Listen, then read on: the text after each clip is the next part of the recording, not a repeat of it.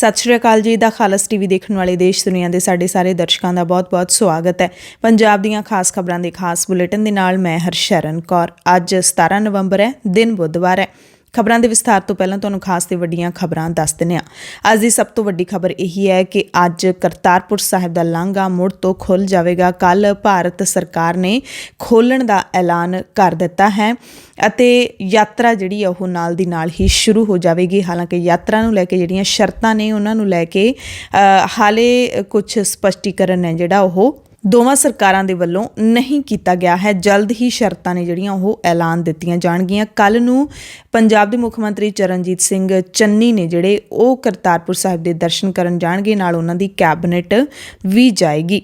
ਕੱਲ੍ਹ ਨੂੰ 18 ਨਵੰਬਰ ਨੂੰ ਪਹਿਲੇ ਜਥੇ ਦੇ ਤੌਰ 'ਤੇ 10 ਮੰਤਰੀਆਂ ਦੀ ਟੀਮ ਜਾਏਗੀ, ਨਾਲ ਸੀਐਮ ਸਾਹਿਬ ਜਾਣਗੇ ਅਤੇ ਉਸ ਤੋਂ ਬਾਅਦ ਪਰਸੋਂ ਨੂੰ 19 ਨਵੰਬਰ ਨੂੰ ਬਾਕੀ 6 ਵਜ਼ੀਰ ਅਤੇ ਵਿਧਾਇਕ ਰਵਾਨਾ ਹੋਣਗੇ। ਅੱਜ ਦੀ ਦੂਸਰੀ ਵੱਡੀ ਖਬਰ ਇਹ ਹੈ ਕਿ ਪੰਜਾਬ ਦੀਆਂ 32 ਕਿਸਾਨ ਜਥੇਬੰਦੀਆਂ ਦੇ ਨੁਮਾਇੰਦੇ ਪੰਜਾਬ ਦੇ ਮੁੱਖ ਮੰਤਰੀ ਚਰਨਜੀਤ ਸਿੰਘ ਚੰਨੀ ਨਾਲ ਮੁਲਾਕਾਤ ਕਰਨਗੇ ਅਤੇ ਮੁੱਖ ਮੰਤਰੀ ਨਾਲ ਮੁਲਾਕਾਤ ਤੋਂ ਪਹਿਲਾਂ 32 ਕਿਸਾਨ ਜਥੇਬੰਦੀਆਂ ਦੇ ਜਿਹੜੇ ਲੀਡਰ ਹੈਗੇ ਨੇ ਉਹ ਆਪਸ ਦੇ ਵਿੱਚ ਸਲਾਹ ਮਸ਼ਵਰਾ ਕਰਨਗੇ ਅਤੇ ਜਿਹੜੀਆਂ ਗੱਲਾਂ ਦੇ ਉੱਤੇ, ਜਿਹੜੇ ਮੁੱਦਿਆਂ ਦੇ ਉੱਤੇ ਚਰਚਾ ਹੋਣੀ ਹੈ ਉਸ ਬਾਰੇ ਉਹ ਆਪਸ ਦੇ ਵਿੱਚ ਸਾਂਝੀ ਰਾਏ ਹੈ ਜਿਹੜੀ ਉਹ ਬਣਾਉਣਗੇ ਅਤੇ ਮੁੱਖ ਮੰਤਰੀ ਨਾਲ ਮੀਟਿੰਗ ਤੋਂ ਬਾਅਦ ਕਿਸਾਨ ਨੁਮਾਇੰਦੇ ਨੇ ਜਿਹੜੇ ਉਹ ਪ੍ਰੈਸ ਕਾਨਫਰੰਸ ਕਰਕੇ ਪ੍ਰੈਸ ਨੂੰ ਸਾਰੀ ਜਾਣਕਾਰੀ ਦੇਣਗੇ ਕਿ ਮੀਟਿੰਗ ਦੇ ਵਿੱਚ ਕੀ ਕੁਝ ਹੋਇਆ। ਖਜ਼ਾਨਾ ਮੰਤਰੀ ਮਨਪ੍ਰੀਤ ਬਾਦਲ ਨੇ ਸਰਹੱਦੀ ਸੂਬੇ ਪੰਜਾਬ ਲਈ ਵਿਸ਼ੇਸ਼ ਪੈਕੇਜ ਦੀ ਮੰਗ ਕੀਤੀ ਹੈ। ਦੋਨਾਂ ਵਿਚਾਲੇ ਵਰਚੁਅਲ ਮੀਟਿੰਗ ਹੋਈ ਹੈ। ਸੁਪਰੀਮ ਕੋਰਟ ਨੇ ਪੰਜਾਬ ਦੇ ਡੀਜੀਪੀ ਦਿਨਕਰ ਗੁਪਤਾ ਦੀ ਨਿਯੁਕਤੀ ਦੇ ਖਿਲਾਫ ਦਾਇਰ ਅਪੀਲਾਂ ਨੂੰ ਖਾਰਜ ਕਰ ਦਿੱਤਾ ਹੈ। ਚਟੋਪਾਧਿਆਏ ਅਤੇ ਮੁਹੰਮਦ ਮੁਸਤਫਾ ਨੂੰ ਝਟਕਾ ਲੱਗਿਆ ਹੈ। ਦੋਵਾਂ ਨੇ ਪਟੀਸ਼ਨ ਪਾਈ ਸੀ। ਲੰਘੀ ਸ਼ਾਮ ਪੰਜਾਬ ਕੈਬਨਿਟ ਦੀ ਬੈਠਕ ਹੋਈ ਹੈ। ਮੁੱਖ ਮੰਤਰੀ ਚਰਨਜੀਤ ਸਿੰਘ ਚੰਨੀ ਦੀ ਅਗਵਾਈ ਦੇ ਵਿੱਚ ਹੋਈ ਬੈਠਕ ਤੋਂ ਬਾਅਦ ਐਲਾਨ ਕੀਤਾ ਹੈ ਕਿ ਹੁਣ ਸਰਕਾਰੀ ਸਕੂਲਾਂ ਦੇ ਜਨਰਲ ਵਰਗ ਦੇ ਬੱਚਿਆਂ ਨੂੰ ਵੀ ਮੁਫਤ ਵਰਦੀ ਹੈ ਜਿਹੜੀ ਉਹ ਦਿੱਤੀ ਜਾਵੇਗੀ। ਮੁੱਖ ਮੰਤਰੀ ਚਰਨਜੀਤ ਸਿੰਘ ਚੰਨੀ ਨੇ ਦੱਸਿਆ ਹੈ ਕਿ ਪਹਿਲੀ ਤੋਂ 8ਵੀਂ ਜਮਾਤ ਵਿੱਚ ਪੜ੍ਹਦੇ ਜਨਰਲ ਵਰਗ ਦੇ 2,66,000 ਵਿਦਿਆਰਥੀਆਂ ਨੂੰ ਵੀ ਹੁਣ ਮੁਫਤ ਸਕੂਲੀ ਵਰਦੀ ਮਿਲੇਗੀ। ਹਾਲਾਂਕਿ ਚੰਨੀ ਕੈਬਨਿਟ ਨੇ ਤਰਕ ਤਾਂ ਇਹ ਦਿੱਤਾ ਹੈ ਕਿ ਸਰਕਾਰੀ ਸਕੂਲਾਂ ਦੇ ਵਿੱਚ ਦਾਖਲਾ ਵਧਾਉਣ ਦੇ ਮੱਦੇਨਜ਼ਰ ਇਹ ਫੈਸਲਾ ਲਿਆ ਗਿਆ, ਪਰ ਇਸ ਦੇ ਪਿੱਛੇ ਜਨਰਲ ਕੈਟੇਗਰੀ ਦੇ ਜਿਹੜੇ ਲੋਕ ਹੈਗੇ ਨੇ ਉਹਨਾਂ ਨੂੰ ਖੁਸ਼ ਕਰਨ ਦਾ ਕਾਰਨ ਵੀ ਹੋ ਸਕਦਾ ਹੈ। ਕੈਬਨਿਟ ਨੇ ਗੰਨਾ ਕਾਸ਼ਤਕਾਰਾਂ ਦੇ ਲਈ ਵਿੱਤੀ ਮਦਦ ਦੇ ਵਿੱਚ ਵੀ ਵਾਧੇ ਦਾ ਐਲਾਨ ਕੀਤਾ ਹੈ। ਪਿੜਾਈ ਸੀਜ਼ਨ ਦੌਰਾਨ ਪ੍ਰਾਈਵੇਟ ਮਿਲਾਂ ਦੇ ਵੱਲੋਂ ਗੰਨਾ ਉਤਪਾਦਕਾਂ ਨੂੰ SAP ਵਿੱਚੋਂ 35 ਰੁਪਏ ਪ੍ਰਤੀ ਕੁਇੰਟਲ ਦਾ ਵਿੱਤੀ ਸਹਾਇਤਾ ਦੇਣ ਦੀ ਪ੍ਰਵਾਨਗੀ ਹੈ ਜਿਹੜੀ ਉਹ ਦਿੱਤੀ ਗਈ ਹੈ ਤੇ ਪੰਜਾਬ ਸਰਕਾਰ ਵੱਲੋਂ ਇਹ ਰਕਮ ਸਿੱਧੀ ਕਿਸਾਨਾਂ ਦੇ ਬੈਂਕ ਖਾਤਿਆਂ ਦੇ ਵਿੱਚ ਪਾਈ ਜਾਵੇਗੀ। ਪਹਿਲਾਂ ਮੁੱਖ ਮੰਤਰੀ ਨੇ ਐਲਾਨ ਕੀਤਾ ਸੀ ਕਿ ਗੰਨੇ ਦੇ ਭਾਅ ਵਿੱਚ ਕੀਤੇ ਗਏ 50 ਰੁਪਏ ਪ੍ਰਤੀ ਕੁਇੰਟਲ ਦੇ ਵਾਧੇ ਵਿੱਚੋਂ 30% ਖੰਡ ਮਿਲਾਂ ਅਦਾ ਕਰਨਗੀਆਂ ਤੇ ਬਾਕੀ 70% ਜਿਹੜਾ ਸੂਬਾ ਸਰਕਾਰ ਖੰਡ ਮਿਲਾਂ ਵੱਲੋਂ ਕਿਸਾਨਾਂ ਦੇ ਖਾਤਿਆਂ ਦੇ ਵਿੱਚ ਅਦਾ ਕਰੇਗੀ। ਕੈਬਨਿਟ ਨੇ ਗੁਰੂ ਨਾਨਕ ਦੇਵ ਯੂਨੀਵਰਸਿਟੀ ਅੰਮ੍ਰਿਤਸਰ ਦੇ ਵਿੱਚ 6 ਚੇਅਰਾਂ ਸਥਾਪਿਤ ਕਰਨ ਨੂੰ ਵੀ ਹਰੀ ਝੰਡੀ ਦੇ ਦਿੱਤੀ ਹੈ। ਚੇਅਰਾਂ ਸੰਤ ਕਬੀਰ ਸਾਹਿਬ, ਭਾਈ ਜੀਵਨ ਸਿੰਘ, ਭਾਈ ਜੈਤਾ ਸਿੰਘ ਜੀ ਕਿਹਾ ਜਾਂਦਾ ਜਿਨ੍ਹਾਂ ਨੂੰ, ਮੱਖਣ ਸ਼ਾਹ ਲੁਬਾਣਾ ਚੇਅਰ ਅਤੇ ਪੰਜਾਬੀ ਯੂਨੀਵਰਸਿਟੀ ਪਟਿਆਲਾ ਦੇ ਵਿੱਚ ਗੁਰੂ ਰਵਿਦਾਸ ਜੀ ਤੇ ਭਗਵਾਨ ਵਾਲਮੀਕ ਜੀ ਚੇਅਰ ਸਥਾਪਿਤ ਕਰਨ ਦੀ ਪ੍ਰਵਾਨਗੀ ਹੈ ਜਿਹੜੀ ਉਹ ਦੇ ਦਿੱਤੀ ਹੈ। ਪਰ ਸੱਚਾਈ ਇਹ ਹੈ ਕਿ ਪੰਜਾਬ ਦੀਆਂ ਯੂਨੀਵਰਸਿਟੀਆਂ ਦੇ ਵਿੱਚ ਸਥਾਪਿਤ ਕੀਤੀਆਂ ਗਈਆਂ ਪੁਰਾਣੀਆਂ ਚੇਅਰਾਂ ਹਾਲੇ ਵੀ ਫੰਡਾਂ ਦੀ ਉਡੀਕ ਦੇ ਵਿੱਚ ਨੇ ਤੇ ਨਵੀਆਂ 6 ਨੂੰ ਕਦੋਂ ਮਿਲਣਗੇ ਫੰਡ, ਇਸ ਬਾਰੇ ਕੁਝ ਨਹੀਂ ਕਿਹਾ ਜਾ ਸਕਦਾ। ਪੰਜਾਬ ਕਾਂਗਰਸ ਦੇ ਪ੍ਰਧਾਨ ਨਵਜੋਤ ਸਿੰਘ ਸਿੱਧੂ ਨੇ ਆਪਣੇ ਦਫ਼ਤਰ ਦਾ ਕੰਮ ਸੰਭਾਲਦਿਆਂ ਕਾਂਗਰਸ ਦੇ ਜਿਹੜੇ ਲੀਡਰ ਹੈਗੇ ਨੇ, ਜਿਹੜੇ ਕਿ 2022 ਦੇ ਵਿੱਚ ਚਾਹਵਾਨ ਹੈਗੇ ਨੇ ਚੋਣ ਲੜਨ ਦੇ, ਉਹਨਾਂ ਨੂੰ ਇੱਕ ਜਿਹੜਾ ਹੈਗਾ ਝਟਕਾ ਹੀ ਕਹਿ ਸਕਦੇ ਹਾਂ ਦਿੱਤਾ ਹੈ, ਕਿਉਂਕਿ ਸਿੱਧੂ ਨੇ ਕਿਹਾ ਕਿ ਮੌਜੂਦਾ ਵਿਧਾਇਕਾਂ ਨੂੰ ਟਿਕਟ ਦੀ ਕੋਈ ਗਰੰਟੀ ਨਹੀਂ ਹੈ। ਟਿਕਟ ਹੈ ਜਿਹੜੀ ਇਸ ਵਾਰੀ ਪਰਫਾਰਮੈਂਸ ਦੇ ਆਧਾਰ 'ਤੇ ਦਿੱਤੀ ਜਾਵੇਗੀ, ਸਰਵੇ ਕਰਵਾਇਆ ਜਾਵੇਗਾ ਤੇ ਉਸ ਤੋਂ ਬਾਅਦ ਅਖੀਰ ਦੇ ਵਿੱਚ ਉਮੀਦਵਾਰਾਂ ਦਾ ਐਲਾਨ ਹੋਊਗਾ। ਪੱਛਮੀ ਬੰਗਾਲ ਵਿਧਾਨ ਸਭਾ ਨੇ BSF ਦਾ ਅਧਿਕਾਰ ਖੇਤਰ ਵਧਾਉਣ ਖਿਲਾਫ ਮਤਾ ਪਾਸ ਕਰ ਦਿੱਤਾ ਹੈ ਅਤੇ ਮਮਤਾ ਬੈਨਰਜੀ ਛੇਤੀ ਹੀ ਨਰਿੰਦਰ ਮੋਦੀ ਦੇ ਨਾਲ ਇਸ ਮੁੱਦੇ ਤੇ ਮੁਲਾਕਾਤ ਵੀ ਕਰ ਸਕਦੇ ਨੇ। CBI ਨੇ ਬੱਚਿਆਂ ਦੇ ਜਿਨਸੀ ਸ਼ੋਸ਼ਣ ਮਾਮਲੇ ਦੇ ਵਿੱਚ ਪੰਜਾਬ ਸਣੇ 14 ਸੂਬਿਆਂ ਦੇ ਵਿੱਚ ਛਾਪੇਮਾਰੀ ਕੀਤੀ ਹੈ ਤੇ 14 ਨਵੰਬਰ ਨੂੰ 23 ਵੱਖਰੇ ਕੇਸ ਨੇ ਜਿਹੜੇ ਉਹ ਦਰਜ ਕੀਤੇ ਨੇ 83 ਜਣਿਆਂ ਦੇ ਖਿਲਾਫ। ਸੁਪਰੀਮ ਕੋਰਟ ਨੇ ਕੱਲ੍ਹ ਕਿਹਾ ਕਿ ਸਰਕਾਰ ਦੀ ਪਹਿਲੀ ਜ਼ਿੰਮੇਵਾਰੀ ਭੁੱਖੇ ਲੋਕਾਂ ਨੂੰ ਰੋਟੀ ਖਵਾਉਣੀ ਹੈ। ਲੰਗਰ ਯੋਜਨਾ ਤੇ ਕੇਂਦਰ ਦੇ ਜਵਾਬ ਤੋਂ ਸਿਖਰਲੀ ਅਦਾਲਤ ਨਾ ਖੁਸ਼ ਹੈ। ਸੁਪਰੀਮ ਕੋਰਟ ਨੇ ਭੁੱਖ ਨਾਲ ਮਰ ਰਹੇ ਲੋਕਾਂ ਨੂੰ ਰੋਟੀ ਮੁਹੱਈਆ ਕਰਵਾਉਣ ਨੂੰ ਸਰਕਾਰ ਦੀ ਪਹਿਲੀ ਜ਼ਿੰਮੇਵਾਰੀ ਕਰਾਰ ਦਿੰਦਿਆਂ ਲੰਗਰ ਯੋਜਨਾ ਬਾਰੇ ਦੇਸ਼ ਪੱਧਰੀ ਨੀਤੀ ਬਣਾਉਣ ਦੇ ਮਾਮਲੇ ਵਿੱਚ ਸੈਂਟਰ ਸਰਕਾਰ ਦੇ ਜਵਾਬ ਤੇ ਨਾਖੁਸ਼ੀ ਜ਼ਾਹਿਰ ਕੀਤੀ ਹੈ ਅਤੇ ਮੋਦੀ ਸਰਕਾਰ ਨੂੰ ਵੱਖ-ਵੱਖ ਸੂਬਿਆਂ ਨਾਲ ਇਸ ਮੁੱਦੇ ਤੇ ਮੀਟਿੰਗ ਕਰਨ ਲਈ 3 ਹਫ਼ਤਿਆਂ ਦਾ ਸਮਾਂ ਦਿੱਤਾ ਹੈ। ਅਦਾਕਾਰਾ ਕੰਗਨਾ ਰਣੌਤ ਜਿਹੜੀ ਕਿ ਅੱਜ ਕੱਲ੍ਹ ਬੀਜੇਪੀ ਦੀ ਖਾਸਮ ਖਾਸ ਤੇ ਵੱਡੀ ਸਮਰਥਕ ਵਜੋਂ ਪ੍ਰਸਿੱਧ ਹੈ, ਉਸਨੇ ਹੁਣ ਮਹਾਤਮਾ ਗਾਂਧੀ ਤੇ ਨਿਸ਼ਾਨਾ ਸਾਧਿਆ ਹੈ। ਬਾਲੀਵੁੱਡ ਅਦਾਕਾਰ ਕੰਗਨਾ ਰਣੌਤ, ਜਿਸ ਨੂੰ ਅੱਜ ਕੱਲ੍ਹ ਲੋਕ ਬੀਜੇਪੀ ਦੀ ਸਭ ਤੋਂ ਵੱਡੀ ਸਮਰਥਕ ਦੇ ਤੌਰ ਤੇ ਜ਼ਿਆਦਾ ਪਛਾਣਦੇ ਨੇ, ਉਸਨੇ ਹੁਣ ਮਹਾਤਮਾ ਗਾਂਧੀ ਤੇ ਨਿਸ਼ਾਨਾ ਸਾਧਿਆ ਹੈ। ਕਈ ਇੰਸਟਾਗ੍ਰਾਮ ਤੇ ਪੋਸਟਾਂ ਕੀਤੀਆਂ ਨੇ ਤੇ ਇੱਕ ਪੋਸਟ ਦੇ ਵਿੱਚ ਗਾਂਧੀ ਤੇ ਨਿਸ਼ਾਨਾ ਸਾਧਿਆਂ ਲਿਖਿਆ, ਆਪਣੇ ਨਾਇਕ ਸਿਆਣਪ ਨਾਲ ਚੁਣੋ, ਜਾਂ ਤਾਂ ਤੁਸੀਂ ਗਾਂਧੀ ਦੇ ਪ੍ਰਸ਼ੰਸਕ ਹੋ ਸਕਦੇ ਹੋ ਤੇ ਜਾਂ ਨੇਤਾ ਜੀ ਦੇ ਸਮਰਥਕ, ਤੁਸੀਂ ਦੋਵੇਂ ਨਹੀਂ ਬਣ ਸਕਦੇ, ਚੁਣੋ ਤੇ ਫੈਸਲਾ ਕਰੋ। ਕੱਲ੍ਹ ਕਿਸਾਨ ਮੋਰਚਿਆਂ ਤੇ ਸ਼ਹੀਦ ਕਰਤਾਰ ਸਿੰਘ ਸਰਾਭਾ ਅਤੇ ਸਾਥੀਆਂ ਨੂੰ ਉਹਨਾਂ ਦੇ ਸ਼ਹੀਦੀ ਦਿਹਾੜੇ ਮੌਕੇ ਸ਼ਰਧਾਂਜਲੀਆਂ ਦਿੱਤੀਆਂ ਗਈਆਂ। ਪ੍ਰਦੂਸ਼ਣ ਸੰਬੰਧੀ ਸੁਪਰੀਮ ਕੋਰਟ ਜੋ ਟਿੱਪਣੀਆਂ ਕਰ ਰਹੀ ਹੈ, ਉਸ ਦਾ ਕਿਸਾਨਾਂ ਨੇ ਸਵਾਗਤ ਕੀਤਾ ਹੈ। ਚੰਡੀਗੜ੍ਹ ਦੇ ਵਿੱਚ ਕੱਲ੍ਹ ਜਲਿਆਂਵਾਲਾ ਬਾਗ ਦਾ ਮੂਲ ਸਰੂਪ ਬਹਾਲ ਕਰਵਾਉਣ ਦੇ ਲਈ ਰੋਸ ਮਾਰਚ ਕੱਢਿਆ ਗਿਆ। ਦੇਸ਼ ਭਗਤ ਯਾਦਗਾਰ ਕਮੇਟੀ ਦੀ ਅਗਵਾਈ ਵਿੱਚ ਜਨਤਕ ਜਥੇਬੰਦੀਆਂ ਨੇ ਕਨਵੈਨਸ਼ਨ ਵੀ ਕੀਤੀ, ਜਿਸ ਤੋਂ ਬਾਅਦ ਰਾਜ ਭਵਨ ਤੱਕ ਰੋਸ ਮਾਰਚ ਕੱਢਿਆ।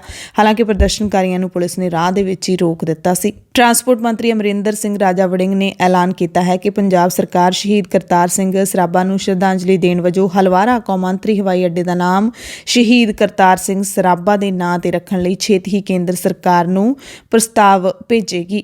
ਸੂਬਾ ਸਰਕਾਰ ਦੇ ਵੱਲੋਂ ਪਿੰਡ ਸਰਾਭਾ ਦੇ ਵਿੱਚ ਜਿਹੜਾ ਸੂਬਾ ਪੱਧਰੀ ਸਮਾਗਮ ਕਰਵਾਇਆ ਗਿਆ ਤੇ ਇਸ ਮੌਕੇ ਰਾਜਾ ਵੜਿੰਗ ਇੱਥੇ ਪਹੁੰਚੇ ਸੀ। ਅੱਜ ਕੱਲ੍ਹ ਹਰ ਲੀਡਰ ਆਮ ਆਦਮੀ ਬਣਨ ਦੀ ਪੂਰੀ ਕੋਸ਼ਿਸ਼ ਦੇ ਵਿੱਚ ਹੈ ਤੇ ਸੁਖਬੀਰ ਬਾਦਲ ਵੀ ਇਸੇ ਲੜੀ ਦੇ ਵਿੱਚ ਨਿੱਤਰ ਪਏ ਨੇ। ਨਵਾਂ ਸ਼ਹਿਰ ਦੇ ਵਿੱਚ ਪੈਦਲ ਮਾਰਚ ਕੱਢਿਆ ਸ਼੍ਰੋਮਣੀ ਅਕਾਲੀ ਦਲ ਦੇ ਪ੍ਰਧਾਨ ਸੁਖਬੀਰ ਬਾਦਲ ਨੇ ਅਤੇ ਇਸ ਫੇਰੀ ਦੌਰਾਨ ਕਿਸਾਨਾਂ ਨਾਲ ਗੱਲ ਕਰਨ ਤੋਂ ਤਾਂ ਪਾਸਾ ਵੱਟਦੇ ਰਹੇ। ਇਹ ਵੀ ਖਬਰ ਮਿਲੀ ਕਿ ਕਿਸਾਨਾਂ ਦੇ ਸਵਾਲ ਜ਼ਿਆਦਾ ਸੀਗੇ, ਪਰ ਸੁਖਬੀਰ ਬਾਦਲ 7-8 ਸਵਾਲਾਂ ਦਾ ਜਿਹੜਾ ਜਵਾਬ ਦੇ ਕੇ ਹੀ ਟਾਲਾ ਵੱਟ ਗਏ। ਪਰ ਇਸ ਮੌਕੇ ਸ਼ਹਿਰ ਦੇ ਵਿੱਚ ਸੁਖਬੀਰ ਬਾਦਲ ਸੈਲਫੀਆਂ ਲੈਂਦੇ ਦੇਖੇ ਗਏ, ਗੋਲ ਗੱਪੇ ਵੀ ਖਾਦੇ ਸਟਾਲ ਦੇ ਉੱਤੇ। ਇਸ ਤੋਂ ਇੱਕ ਦਿਨ ਪਹਿਲਾਂ ਜਲੇਬੀਆਂ ਬਣਾਉਂਦੇ ਵੀ ਦੇਖੇ ਗਏ ਸੀ ਸੁਖਬੀਰ ਬਾਦਲ। ਨਵਜੋਤ ਸਿੰਘ ਸਿੱਧੂ ਕੱਲ੍ਹ ਪਟਿਆਲਾ ਦੇ ਵਿੱਚ ਪਾਵਰਕੌਮ ਦੇ ਜਿਹੜੇ ਹੜਤਾਲ ਤੇ ਬੈਠੇ ਮੁਲਾਜ਼ਮ ਨੇ ਉਹਨਾਂ ਨੂੰ ਮਿਲੇ। ਜਿਹੜੇ ਮਰਨ ਵਰਤ ਤੇ ਬੈਠੇ ਸੀ ਉਹਨਾਂ ਦਾ ਮਰਨ ਵਰਤ ਤੁੜਵਾਇਆ ਹੈ। ਮੁਲਾਜ਼ਮ ਦੇ ਪਾਵਰਕੌਮ ਦੇ ਜਿਹੜੇ ਮੁਲਾਜ਼ਮ ਹੈਗੇ ਨੇ ਉਹਨਾਂ ਦੇ ਵਾਰਸ ਨੌਕਰੀਆਂ ਦੇ ਲਈ ਇੱਥੇ ਮਰਨ ਵਰਤ ਉੱਤੇ ਬੈਠੇ ਹੋਏ ਸੀ। ਨਵਜੋਤ ਸਿੰਘ ਸਿੱਧੂ ਨੇ ਮੁੱਦਾ ਹੱਲ ਕਰਨ ਦਾ ਭਰੋਸਾ ਦਿਵਾਇਆ ਤੇ ਹੜਤਾਲੀ ਜਿਹੜੇ ਨੌਜਵਾਨ ਹੈਗੇ ਨੇ, ਲੋਕ ਬੈਠੇ ਨੇ, ਪਰਿਵਾਰ ਬੈਠੇ ਨੇ, ਉਹਨਾਂ ਨੇ ਵੀ ਫਿਰ ਭਰੋਸਾ ਦਿੱਤਾ ਕਿ ਜੇ ਸਿੱਧੂ ਮਸਲਾ ਹੱਲ ਕਰਵਾ ਦਿੰਦੇ ਨੇ ਤੇ ਅਸੀਂ ਵੋਟਾਂ ਦੇ ਵਿੱਚ ਉਹਨਾਂ ਦਾ ਸਾਥ ਦੇਵਾਂਗੇ। ਬੇਰੁਜ਼ਗਾਰ ਈਟੀ ਟੈਟ ਪਾਸ ਅਧਿਆਪਕਾਂ ਨੇ ਸੰਘਰਸ਼ ਨੂੰ ਤੇਜ਼ ਕਰਦਿਆਂ ਮੁੱਖ ਮੰਤਰੀ ਚਰਨਜੀਤ ਸਿੰਘ ਚੰਨੀ ਦੀ ਸਰਕਾਰੀ ਕੋਠੀ ਦਾ ਘਿਰਾਓ ਕਰਨ ਲਈ ਕੱਲ੍ਹ ਸਾਹਿਬਜ਼ਾਦਾ ਅਜੀਤ ਸਿੰਘ ਨਗਰ ਮੋਹਾਲੀ ਤੋਂ ਚੰਡੀਗੜ੍ਹ ਵੱਲ ਕੂਚ ਕੀਤਾ, ਪਰ ਪੁਲਿਸ ਨੇ ਭਾਰੀ ਬੈਰੀਕੇਡਿੰਗ ਲਾ ਕੇ ਪ੍ਰਦਰਸ਼ਨਕਾਰੀਆਂ ਦਾ ਰਾਹ ਡੱਕ ਲਿਆ। ਵਾਈਪੀਐਸ ਤੇ ਪੁਲਿਸ ਦੇ ਨਾਲ ਧੱਕਾ ਮੁੱਕੀ ਵੀ ਹੋਈ। ਸਰਕਾਰੀ ਭਰੋਸੇ ਤੋਂ ਬਾਅਦ ਇਹਨਾਂ ਨੇ ਧਰਨਾ ਚੁੱਕ ਦਿੱਤਾ ਹੈ। ਲੰਬੀ ਦੇ ਪਿੰਡ ਬਾਦਲ ਦੇ ਵਿੱਚ ਕੱਲ੍ਹ ਦਿਆਲ ਸਿੰਘ ਕੋਲਿਆਂਵਾਲੀ ਦੀ ਪਹਿਲੀ ਬਰਸੀ ਮਨਾਈ ਗਈ। ਇਸ ਮੌਕੇ ਸ਼੍ਰੀ ਅਕਾਲ ਤਖ਼ਤ ਸਾਹਿਬ ਦੇ ਕਾਰਜਕਾਰੀ ਜਥੇਦਾਰ ਗਿਆਨੀ ਹਰਪ੍ਰੀਤ ਸਿੰਘ ਵੀ ਪਹੁੰਚੇ ਅਤੇ ਸਾਬਕਾ ਮੁੱਖ ਮੰਤਰੀ ਪ੍ਰਕਾਸ਼ ਸਿੰਘ ਬਾਦਲ ਵੀ ਪਹੁੰਚੇ।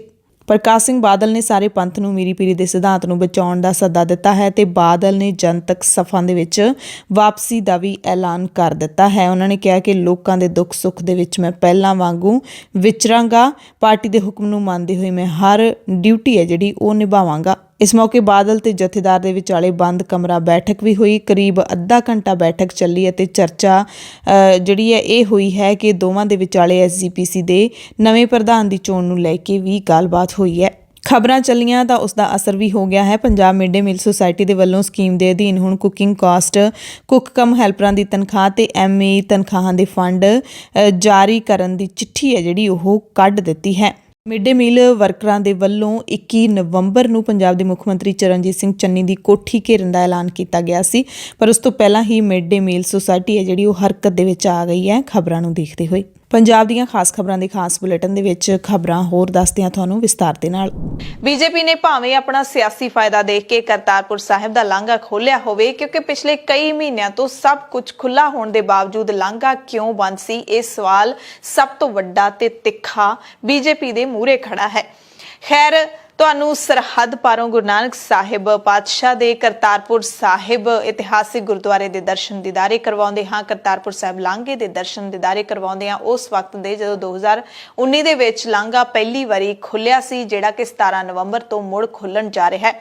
ਗੁਰੂ ਨਾਨਕ ਸਾਹਿਬ ਦੇ ਪ੍ਰਕਾਸ਼ ਪੁਰਬ ਤੋਂ ਇੱਕ ਦਿਨ ਪਹਿਲਾਂ ਇੱਥੋਂ ਯਾਨੀ ਕਿ ਭਾਰਤ ਤੋਂ ਕਰਤਾਰਪੁਰ ਸਾਹਿਬ ਨੂੰ ਸੰਗਤ ਜਾਣੀ ਸ਼ੁਰੂ ਹੋ ਜਾਏਗੀ।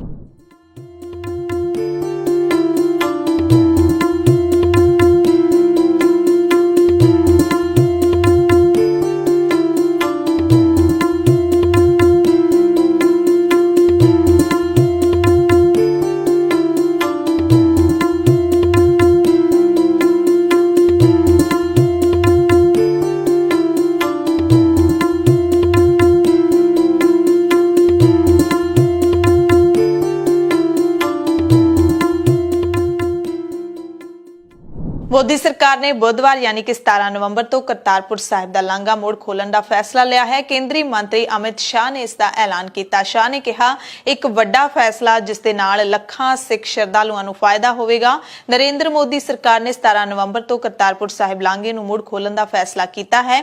ਇਹ ਫੈਸਲਾ ਮੋਦੀ ਸਰਕਾਰ ਦੀ ਗੁਰੂ ਨਾਨਕ ਸਾਹਿਬ ਅਤੇ ਸਿੱਖ ਭਾਈਚਾਰੇ ਪ੍ਰਤੀ ਅਥਾਹ ਸ਼ਰਧਾ ਨੂੰ ਦਰਸਾਉਂਦਾ ਹੈ। ਗ੍ਰਹਿ ਮੰਤਰੀ ਨੇ ਕਿਹਾ ਹੈ ਕਿ ਸਾਡੀ ਸਰਕਾਰ ਦੇ ਵੱਲੋਂ ਪੂਰੇ ਦੇਸ਼ ਦੇ ਵੱਲੋਂ 19 ਨਵੰਬਰ ਨੂੰ ਗੁਰੂ ਨਾਨਕ ਸਾਹਿਬ ਜੀ ਦਾ ਪ੍ਰਕਾਸ਼ ਦਿਹਾੜਾ ਮਨਾਉਣ ਦੀਆਂ ਤਿਆਰੀਆਂ ਵੀ ਕੀਤੀਆਂ ਜਾ ਰਹੀਆਂ ਨੇ ਤੇ ਸਾਨੂੰ ਪੂਰਾ ਭਰੋਸਾ ਹੈ ਕਿ ਇਹ ਕਦਮ ਦੇਸ਼ ਭਰ ਦੇ ਵਿੱਚ ਖੁਸ਼ੀ ਅਤੇ ਉਤਸ਼ਾਹ ਨੂੰ ਹੋਰ ਵਧਾ ਦੇਵੇਗਾ। यानी कि मोदी सरकार ने इसका ऐलान करते हुए यह दावा किया है कि मोदी सरकार दे दिल विच सिखां दे प्रति बड़ा सत्कार है अते इस फैसले दे नाल प्यार ते आपसी प्रेम है जिहड़ा ओह वधूगा। ਤੇ ਗ੍ਰਹਿ ਮੰਤਰੀ ਦੇ ਐਲਾਨ ਤੋਂ ਪਹਿਲਾਂ ਬੀਜੇਪੀ ਪੰਜਾਬ ਦੇ ਲੀਡਰ ਹਰਜੀਤ ਗਰੇਵਾਲ ਨੇ ਦਾਅਵਾ ਕਰ ਦਿੱਤਾ ਸੀ ਕਿ 18 ਨਵੰਬਰ ਨੂੰ ਕਰਤਾਰਪੁਰ ਸਾਹਿਬ ਦਾ ਲਾਂਘਾ ਖੋਲ ਦਿੱਤਾ ਜਾਵੇਗਾ। ਗਰੇਵਾਲ ਨੇ ਕਿਹਾ ਸੀ ਕਿ 18 ਨਵੰਬਰ ਨੂੰ 250 ਲੋਕਾਂ ਦਾ ਪਹਿਲਾ ਜਥਾ ਜਾਊਗਾ। ਉਸ ਤੋਂ ਬਾਅਦ ਲਗਾਤਾਰ ਸ਼ਰਧਾਲੂ ਦਰਸ਼ਨਾਂ ਦੇ ਲਈ ਜਾ ਸਕਣਗੇ। ਸਰਕਾਰ ਵੱਲੋਂ ਸੰਗਤ ਦੀ ਗਿਣਤੀ ਵਧਾਈ ਜਾਂ ਘਟਾਈ ਵੀ ਜਾ ਸਕੇਗੀ। ਪਾਕਿਸਤਾਨ ਜਾਣ ਵਾਲੇ ਪਹਿਲੇ ਜਥੇ ਵਿੱਚ ਪੰਜਾਬ ਬੀਜੇਪੀ ਦੇ ਪ੍ਰਧਾਨ ਅਸ਼ਵਨੀ ਸ਼ਰਮਾ ਨਾਲ ਜਾਣਗੇ ਤੇ ਉਹੀ ਸਾਰਾ ਪ੍ਰਬੰਧ ਦੇਖ ਰਹੇ ਨੇ। ਕਹਿੰਦੇ ਸਰਕਾਰ ਬੁੱਧਵਾਰ ਨੂੰ ਸਵੇਰੇ 11 ਵਜੇ ਲਿਖਤੀ ਤੌਰ ਤੇ ਨੋਟੀਫਿਕੇਸ਼ਨ ਜਾਰੀ ਕਰ ਦੇਵੇਗੀ। ऑनलाइन रजिस्ट्रेशन 17 नवंबर तो शुरू हो जाएगी। हालांकि गरेवाल का ऐलान काफी हद तक ठीक ही निकलिया, सिर्फ तरीक का एक दिन का फर्क रहा। गरेवाल ने 18 नवंबर दसी सी ते मोदी सरकार ने 17 नवंबर का ऐलान किया। यात्रा 17 नवंबर तो शुरू हो रही है ते पहले जथे दे विच जाण लई हर कोई काला दिखाई दे रहा है। लांघा खोलण का फैसला हो गया। 18 तरीक नूं मेरा ख्याल है पहला जत्था जाएगा 250 लोगों का ਤੇ ਉਸ ਤੋਂ ਬਾਅਦ ਲਗਾਤਾਰ ਹੀ ਜਾਣਾ ਲੋਕਾਂ ਨੇ ਦਰਸ਼ਨ ਕਰਨੇ ਆ, ਖੁੱਲੇ ਦਰਸ਼ਨ ਦਿਦਾਰ। ਹਾਂਜੀ, ਕੱਲ ਤੋਂ ਐਪਲੀਕੇਸ਼ਨਾਂ ਇਨਵਾਈਟ ਕਰ ਲੈਣਗੇ ਜੋ ਸਾਨੂੰ ਪਤਾ ਲੱਗਿਆ ਸਾਰਾ ਜੋ ਗੱਲਬਾਤ ਹੋਈ ਆ ਤੇ ਆਲਰੇਡੀ ਸਰਕਾਰ ਨੇ ਫੈਸਲਾ ਲੈ ਲਿਆ। ਕੱਲ ਗ੍ਰਹਿ ਮੰਤਰੀ ਜੀ ਨੇ ਸਾਡੇ ਡੈਲੀਗੇਸ਼ਨ ਨੂੰ ਭਰੋਸਾ ਦਿਵਾਤਾ ਔਰ ਉਸ ਤੋਂ ਬਾਅਦ ਇਹ ਫੈਸਲਾ ਵੀ ਲੈ ਲਿਆ ਸਰਕਾਰ ਨੇ ਤੇ ਉਸ ਤੋਂ ਬਾਅਦ ਇਹ ਲਾਂਘਾ ਖੁੱਲਣਾ ਹੀ ਸੀ। ਇਹ ਤਾਂ ਸਰਕਾਰ ਦਾ ਪਹਿਲਾ ਫਰਜ਼ ਸੀਗਾ। ਇਹਦੇ ਚ ਐਵੇਂ ਲੋਕ ਇਹ ਪੋਲੀਟੀਕਲ ਲੋਕ ਜਿਹੜੇ ਸਿਆਸਤ ਕਰਦੇ ਰਹਿੰਦੇ ਆ, ਕੋਈ ਸਿਆਸਤ ਵਾਲੀ ਗੱਲ ਨਹੀਂ ਸੀ। ਕੱਲ 11 ਵਜੇ ਤੋਂ ਐਪਲੀਕੇਸ਼ਨ ਇਨਵਾਈਟ ਕਰ ਲੈਣਗੇ ਔਰ ਗੱਲ ਹੋਊਗੀ। ਲੰਘੇ ਐਤਵਾਰ ਤੇ ਸੋਮਵਾਰ ਨੂੰ ਪੰਜਾਬ ਬੀਜੇਪੀ ਲੀਡਰਾਂ ਦੇ ਵਫਦ ਨੇ ਲਗਾਤਾਰ ਪ੍ਰਧਾਨ ਮੰਤਰੀ ਮੋਦੀ ਅਤੇ ਰਾਸ਼ਟਰਪਤੀ ਰਾਮਨਾਥ ਕੋਵਿੰਦ ਦੇ ਨਾਲ ਮੁਲਾਕਾਤ ਕਰਕੇ ਲਾਂਘਾ ਖੋਲਣ ਦੀ ਮੰਗ ਕੀਤੀ ਸੀ। ਮੋਦੀ ਸਰਕਾਰ ਦੇ ਲਾਂਘਾ ਖੋਲਣ ਦੇ ਐਲਾਨ ਤੋਂ ਬਾਅਦ ਪੰਜਾਬ ਬੀਜੇਪੀ ਦੇ ਪ੍ਰਧਾਨ ਅਸ਼ਵਨੀ ਸ਼ਰਮਾ ਨੇ ਵੀ ਗ੍ਰਹਿ ਮੰਤਰੀ ਅਮਿਤ ਸ਼ਾਹ ਦਾ ਤੇ ਮੋਦੀ ਸਰਕਾਰ ਦਾ ਧੰਨਵਾਦ ਕੀਤਾ ਹੈ। ਬੀਜੇਪੀ ਦੇ ਕੌਮੀ ਜਨਰਲ ਸਕੱਤਰ ਤਰੁਣ ਚੁੱਗ ਨੇ ਕਿਹਾ ਹੈ ਕਿ ਪ੍ਰਧਾਨ ਮੰਤਰੀ ਮੋਦੀ ਅਤੇ ਕੇਂਦਰੀ ਗ੍ਰਹਿ ਮੰਤਰੀ ਅਮਿਤ ਸ਼ਾਹ ਨੇ ਗੁਰਪੁਰਬ ਮੌਕੇ ਕਰਤਾਰਪੁਰ ਸਾਹਿਬ ਦਾ ਲਾਂਘਾ ਮੋੜ ਖੋਲਣ ਦਾ ਐਲਾਨ ਕਰਕੇ ਇੱਕ ਵੱਡਾ ਤੋਹਫਾ ਦਿੱਤਾ ਹੈ। ਪੰਜਾਬ ਦੀ ਸੰਗਤ ਨੇ ਵੀ ਕੇਂਦਰ ਸਰਕਾਰ ਦੇ ਕਰਤਾਰਪੁਰ ਸਾਹਿਬ ਦਾ ਲਾਂਘਾ ਮੋੜ ਖੋਲਣ ਦੇ ਫੈਸਲੇ ਦਾ ਸਵਾਗਤ ਕੀਤਾ ਹੈ। ਸੰਗਤ ਨੇ ਕਿਹਾ ਕਿ ਪਹਿਲਾਂ ਸਰਕਾਰਾਂ ਨੇ ਜਦੋਂ ਇਹ ਲਾਂਘਾ ਖੋਲਿਆ ਸੀ ਤਾਂ ਕਰੋਨਾ ਮਹਾਮਾਰੀ ਕਰਕੇ ਲਾਂਘਾ ਬੰਦ ਹੋ ਗਿਆ ਸੀ। ਸਿੱਖਾਂ ਦੇ ਦਿਲਾਂ ਨੂੰ ਬੜੀ ਠੇਸ ਪਹੁੰਚੀ ਸੀ ਤੇ ਲਾਂਘਾ ਬੰਦ ਹੋਣ ਤੋਂ ਬਾਅਦ, ਕਰੋਨਾ ਖਤਮ ਹੋਣ ਤੋਂ ਬਾਅਦ ਜਦੋਂ ਸਾਰਾ ਕੁਝ ਖੋਲ ਦਿੱਤਾ ਗਿਆ ਸੀ, ਫਿਰ ਵੀ ਲਾਂਘਾ ਨਹੀਂ ਖੋਲਿਆ ਗਿਆ ਸੀ ਤਾਂ ਬਰਦਾਸ਼ਤ ਤੋਂ ਬਾਹਰ ਸੀ, ਕਿਉਂਕਿ ਕਿਸੇ ਦੀ ਉਮਰ ਦਾ ਆਖਰੀ ਪੜਾਅ ਚੱਲ ਰਿਹਾ ਤੇ ਹਰ ਕਿਸੇ ਦੇ ਮਨ ਦੇ ਵਿੱਚ ਦਰਸ਼ਨ ਕਰਨ ਦੀ ਆਸ ਹੈ। ਸੰਗਤ ਨੇ ਕੇਂਦਰ ਸਰਕਾਰ ਦੇ ਨਾਲ ਐਸਜੀਪੀਸੀ ਦਾ ਧੰਨਵਾਦ ਕੀਤਾ ਹੈ। ਦੋਵਾਂ ਦੇਸ਼ਾਂ ਦੀਆਂ ਸਰਕਾਰਾਂ ਦਾ ਧੰਨਵਾਦ ਕਰਦਿਆਂ ਗੁਰਪੁਰਬ ਦੀਆਂ ਮੁਬਾਰਕਾਂ ਵੀ ਦਿੱਤੀਆਂ ਨੇ। ਤੇ ਹੁਣ ਸਭ ਤੋਂ ਅਹਿਮ ਜਿਹੜਾ ਸਵਾਲ ਮਨ ਦੇ ਵਿੱਚ ਉੱਠਦਾ ਹੈ ਕਿ ਸ਼ਰਤਾਂ ਕੀ ਹੋਣਗੀਆਂ, ਕੌਣ ਜਾ ਸਕਦਾ ਹੈ ਜੇ ਹੁਣ ਇੱਕਦਮ ਲਾਂਘਾ ਖੋਲਣ ਦਾ ਐਲਾਨ ਜਿਹੜਾ ਕਰ ਦਿੱਤਾ ਗਿਆ ਹੈ। 17 ਨਵੰਬਰ ਨੂੰ ਕਿਹੜੇ ਲੋਕ ਜਾਣਗੇ? ਜ਼ਾਹਿਰ ਤੌਰ ਤੇ ਸਿਆਸੀ ਲੀਡਰ ਨੇ ਜਿਹੜੇ ਉਹ ਜਾਣ ਦੀਆਂ ਤਿਆਰੀਆਂ ਕਰ ਰਹੇ ਨੇ, ਕਿਉਂਕਿ ਪਹਿਲਾ ਦਿਨ ਹੁੰਦਾ ਜਿਹੜਾ ਉਸ ਤੇ ਮੀਡੀਆ ਦਾ ਪੂਰਾ ਫੋਕਸ ਹੁੰਦਾ ਹੈ ਤੇ ਪਿਛਲੀ ਵਾਰੀ ਵੀ ਇਸ ਤਰ੍ਹਾਂ ਹੀ ਹੋਇਆ ਸੀ। ਜਦੋਂ 9 ਨਵੰਬਰ 2019 ਨੂੰ ਲਾਂਘਾ ਖੁੱਲਿਆ ਸੀ ਤਾਂ ਦੇਸ਼ ਦੀਆਂ ਸਿਆਸੀ ਤੇ ਧਾਰਮਿਕ ਹਸਤੀਆਂ ਨੇ ਪਹਿਲੇ ਦਿਨ ਕਰਤਾਰਪੁਰ ਸਾਹਿਬ ਦੇ ਦਰਸ਼ਨ ਕੀਤੇ ਸੀ। ਸੋ ਪਾਕਿਸਤਾਨ ਸਰਕਾਰ ਨੇ ਜਿਹੜੀਆਂ ਸ਼ਰਤਾਂ ਲਾਈਆਂ ਹੈਗੀਆਂ ਨੇ ਕਰਤਾਰਪੁਰ ਸਾਹਿਬ ਦਾ ਲਾਂਘਾ ਖੋਲਣ ਤੋਂ ਬਾਅਦ ਦਰਸ਼ਨ ਕਰਨ ਵਾਲੀ ਸੰਗਤ ਤੇ ਉਹ ਅਸੀਂ ਤੁਹਾਨੂੰ ਦੱਸ ਦਿੰਦੇ ਹਾਂ। ਇਵੈਕੂਏਸ਼ਨ ਬੋਰਡ ਦੇ ਵੱਲੋਂ ਜਿਹੜੀਆਂ ਸ਼ਰਤਾਂ ਲਾਈਆਂ ਗਈਆਂ ਨੇ, ਪਾਕਿਸਤਾਨ ਜਾਣ ਦੇ ਲਈ ਪਹਿਲਾ ਜਥਾ 300 ਲੋਕਾਂ ਦਾ ਹੋਊਗਾ, 17 ਨਵੰਬਰ ਨੂੰ ਜਾਊਗਾ। ਇਹ ਪਾਕਿਸਤਾਨ ਸਰਕਾਰ ਨੇ ਜਾਣਕਾਰੀ ਦਿੱਤੀ ਹੈ ਕਿ ਭਾਰਤ ਤੋਂ ਸਾਨੂੰ ਇਹ ਜਾਣਕਾਰੀ ਮਿਲ ਚੁੱਕੀ ਹੈ। ਪਹਿਲਾ ਜਥਾ 17 ਨੂੰ ਆਊਗਾ, 300 ਲੋਕਾਂ ਦਾ ਜਥਾ ਹੋਊਗਾ। ਇੰਤਜ਼ਾਮ ਪਾਕਿਸਤਾਨ ਕਹਿੰਦਾ ਕਿ ਅਸੀਂ ਪੂਰੇ ਕਰ ਲਏ ਨੇ। ਸ਼ਰਤ ਜਿਹੜੀ ਸਭ ਤੋਂ ਵੱਡੀ ਇਹ ਰੱਖੀ ਹੈ ਕਿ ਕੋਵਿਡ ਟੀਕਾਕਰਨ ਦਾ ਸਬੂਤ ਹੋਣਾ ਚਾਹੀਦਾ ਹੈ। ਯਾਨੀ ਕਿ ਤੁਸੀਂ ਫੁੱਲੀ ਵੈਕਸੀਨੇਟਡ ਹੋਣੇ ਚਾਹੀਦੇ ਹੋ ਤੇ ਕਰੋਨਾ ਟੈਸਟ ਦੀ RT-PCR ਦੀ ਨੈਗੇਟਿਵ ਜਿਹੜੀ ਰਿਪੋਰਟ ਹੈ ਉਹ ਤੁਹਾਡੇ ਕੋਲ ਜ਼ਰੂਰੀ ਹੋਣੀ ਚਾਹੀਦੀ ਹੈ। 72 ਘੰਟੇ ਪੁਰਾਣੀ ਰਿਪੋਰਟ ਹੋਣੀ ਚਾਹੀਦੀ ਹੈ, ਉਸ ਤੋਂ ਪੁਰਾਣੀ ਨਹੀਂ ਹੋਣੀ ਚਾਹੀਦੀ। ਸਿਰਫ 72 ਘੰਟੇ ਪੁਰਾਣੀ ਰਿਪੋਰਟ ਹੈ ਜਿਹੜੀ ਉਹ ਜ਼ਰੂਰ ਚੈੱਕ ਕੀਤੀ ਜਾਏਗੀ। ਇਵੈਕੂਏਸ਼ਨ ਬੋਰਡ ਦੇ ਅਧਿਕਾਰੀਆਂ ਦੇ ਵੱਲੋਂ ਇਹ ਸਾਰੀ ਚੈਕਿੰਗ ਕੀਤੀ ਜਾਏਗੀ।